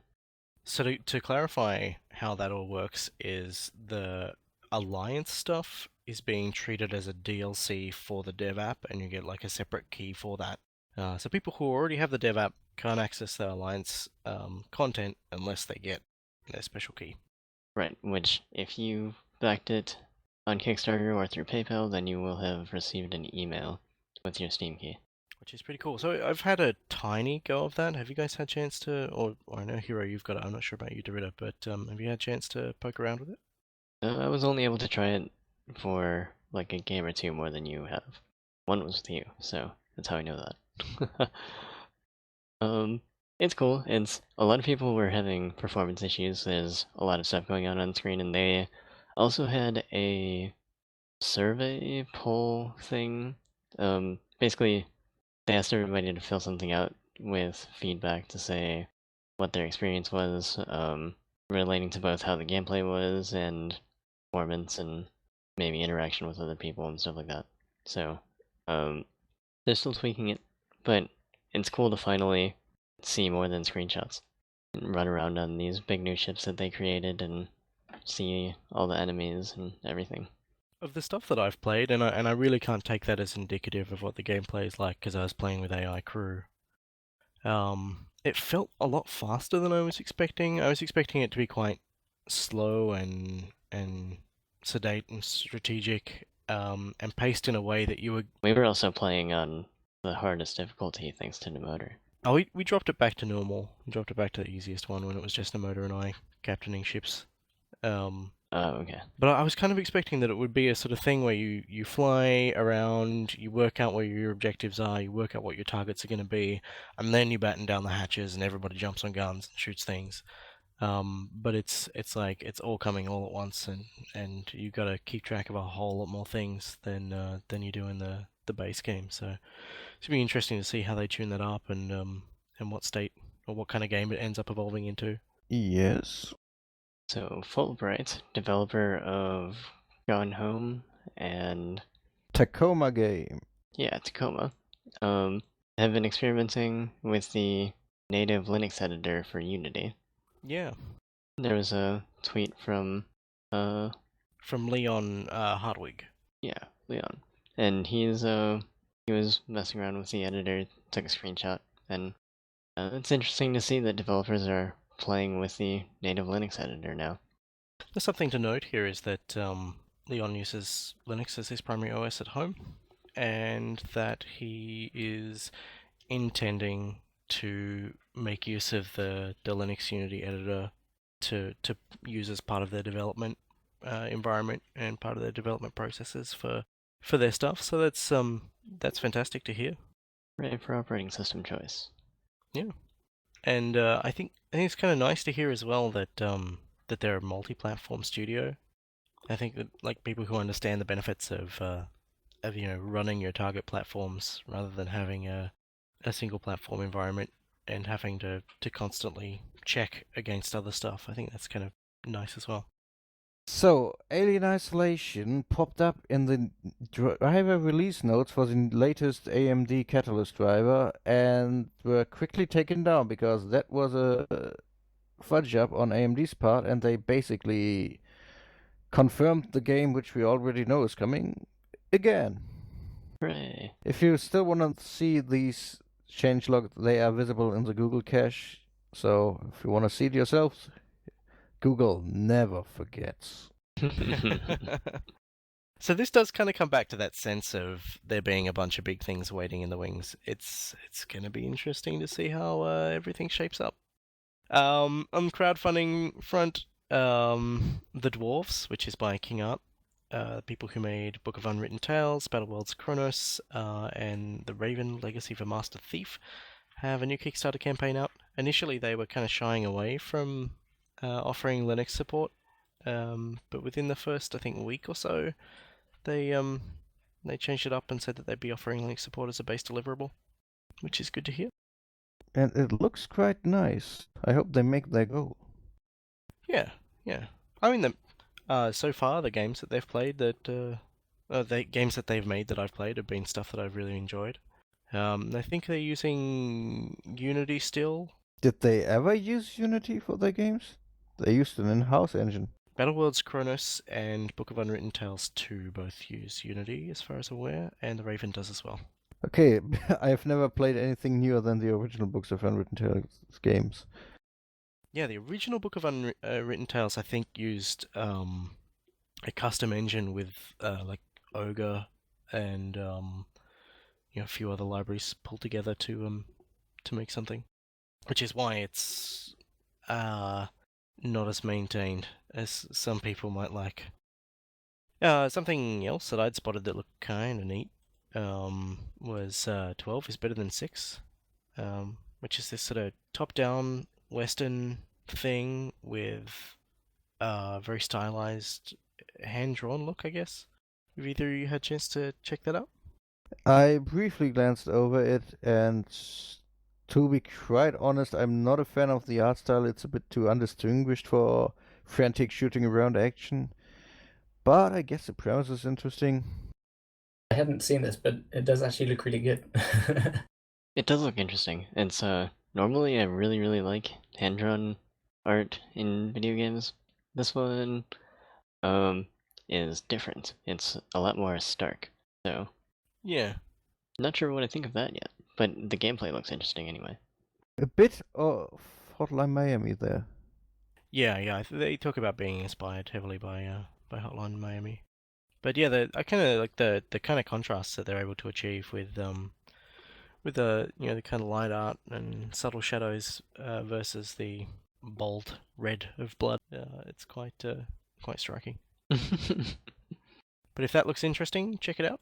And another one that I had come across, which I thought looked interesting, was Essence, which is a kind of exploration game set in a surreal world that kind of changes shape and presentation around you as you play. Yeah, art style on this one is also very, very unique. The stills almost look like watercolor. It's interesting. I'd seen this project previously a few months ago. I think they got a round of coverage then. And I didn't know they'd actually come out with a Kickstarter, which is interesting because not knowing this until you guys mentioned it. I mean, did they get a lot of coverage? Because I mean, they kind of look like they're going to struggle. They're a few days in already. Yeah. To be honest, I hadn't heard anything before they followed me on Twitter, and I was like, hey, are you supporting Linux? And they're like, yeah, totally. I'm like, well, I can't see that. do you want to update your page? And they made a bunch of updates to their page to make the platforms a bit more discoverable. So that's how I came across it. But yeah, I don't know what kind of coverage they've had. It does look very striking. I mean, that's the kind of thing, well, judging by the screenshots, I mean, judging by screenshots, but I'm sure the press would pick up on this. Quite cool. Certainly very atmospheric. I think the campaign's only, like, it's not yet a week old, or it's about a week old, so they've still got time to catch people's eye. Certainly, I mean, they could make it all in the last day. That's as weird like that now. Yeah.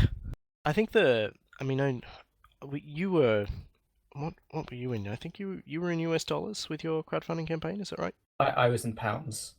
Oh, you were in pounds? Yeah, pound. That's actually, it was an issue. People were like, I'm sorry, I don't know what pounds are. Like, literally. Yeah. That makes me sad, really sad about the state of education in some places in the world. Some places, yeah. Well, it's funny for us. I mean, we're used to having to go to converters and look at everything, but I don't know, it's this sort of elitist currency privilege going on. Yeah, it's like doing our taxes, obviously, because we got money coming in from the US, and knowing our losses on conversion. Like, I know the conversion rate for the last, 5 years for dollars, and they don't even know what our bloody currency is. But I guess it is a hurdle for some people, and I wonder if that's going to be an issue for Essence here. I mean, euros. That's even a slight issue for me, because I vaguely know the conversion rate for euros, but it was a bit like, oh, euros, which is a game worth in euros. I'm sure they'll do fine. I mean, it looks really good. Good, strong pitch, video, and beautiful imagery. Hopefully they do well. Otherwise, I'll lose all faith in forever. Speaking of crowdfunding campaigns, we were talking earlier about whether or not things have changed. I had to say that I was very, very surprised to see that Uber Entertainment weren't able to get the kind of support that they were looking for human resources, which is another real-time strategy building on what they learned from Planetary Annihilation. But instead of having giant robots, it's this sort of apocalyptic end times monsters type things going on. And so some of them are like sentient AIs, and others are demons that have been summoned, and others are aliens and stuff. I think they specifically have an issue, and I can't, it's hard for me to place, but I feel a lot of people weren't entirely happy with Planetary Annihilation and the Titans add-on being a paid expansion if you weren't a Kickstarter backer, and lots of little things that have added irritation to the kind of experience of kickstarting it for a lot of people. So I feel that people wouldn't come back to it. And when I saw it, I mean, the pitch was all right, but the simple graphic style as well, I think maybe might be working against them as well. I think that is a turn-off for some people. I find it really charming. Oh yeah, well, I think it works for Planetary Annihilation, but not so much for the new one. But maybe that's just because I've seen it before, and I immediately thought of Planetary Annihilation when I saw it. So maybe that's just a bias that I built up. But I think a lot of people were unhappy with the balance of the core game, and a few things that people expected out of it. Things like the Titans patch kind of fixed a lot of that, but also people didn't get it, and they split their community, and they didn't really put much thought into single player. And I think there is a big community of people on Kickstarter who want single player RTS games, and I think a lot of them bought Planetary Annihilation and then didn't get one. That's my speculation anyway. It was interesting. Single player stuff was definitely framed as being like an outside thing for the experience. So I think they framed it as a stretch goal, and as something that they would do. But multiplayer would be their primary focus. Yeah, I mean, I guess it depends. I mean, if having seen internet reactions to it, they're kind of mixed. So which is kind of weird, because I guess also they don't have a very personal touch on their Kickstarter updates and stuff. They're more focused, but at the same time, you're not really rooting for them so much. You're kind of rooting for the quality of the product, which is kind of slightly counterintuitive and a bit more chance for you to be upset if the product's not great because you don't care so much about the company. Yeah, that's odd. Yeah. I don't know. I didn't look up into it very much because they didn't offer Linux support, sadly. Yeah. I thought it looked like a stronger game than Planetary Annihilation. To be honest, I thought it had a much more interesting premise. It was just hard for me to look much into it. There's other things that interest me. So I wish them luck and hope that it came to Linux, but unfortunately it never got that far. That's fair enough. So on that note, I think we might start to wrap things up. Thank you very much for joining us, Simon. It's been a huge pleasure to have you along. Indeed. Yes. Yeah, it was fun. Thanks for inviting me. That's cool. Yeah, it's definitely nice having you here. And for anybody who would like to send us feedback, you can email us at cast@steamlug.org. You can find us on IRC at #SteamLUG on irc.freenode.net. You can follow us on Twitter at SteamLUG. You can do a Google Plus thing at +SteamLUG, and you can find us on YouTube as SteamLUG as well. Exciting. Nice. See you, everybody. Bye. Goodbye. Thanks for joining us. Bye!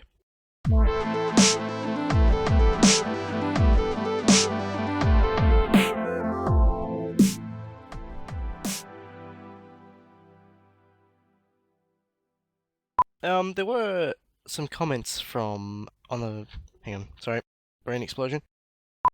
Yeah, I mean, you probably could edit it down and just make me say terrible things. You've got enough like volume of stuff there. That's great.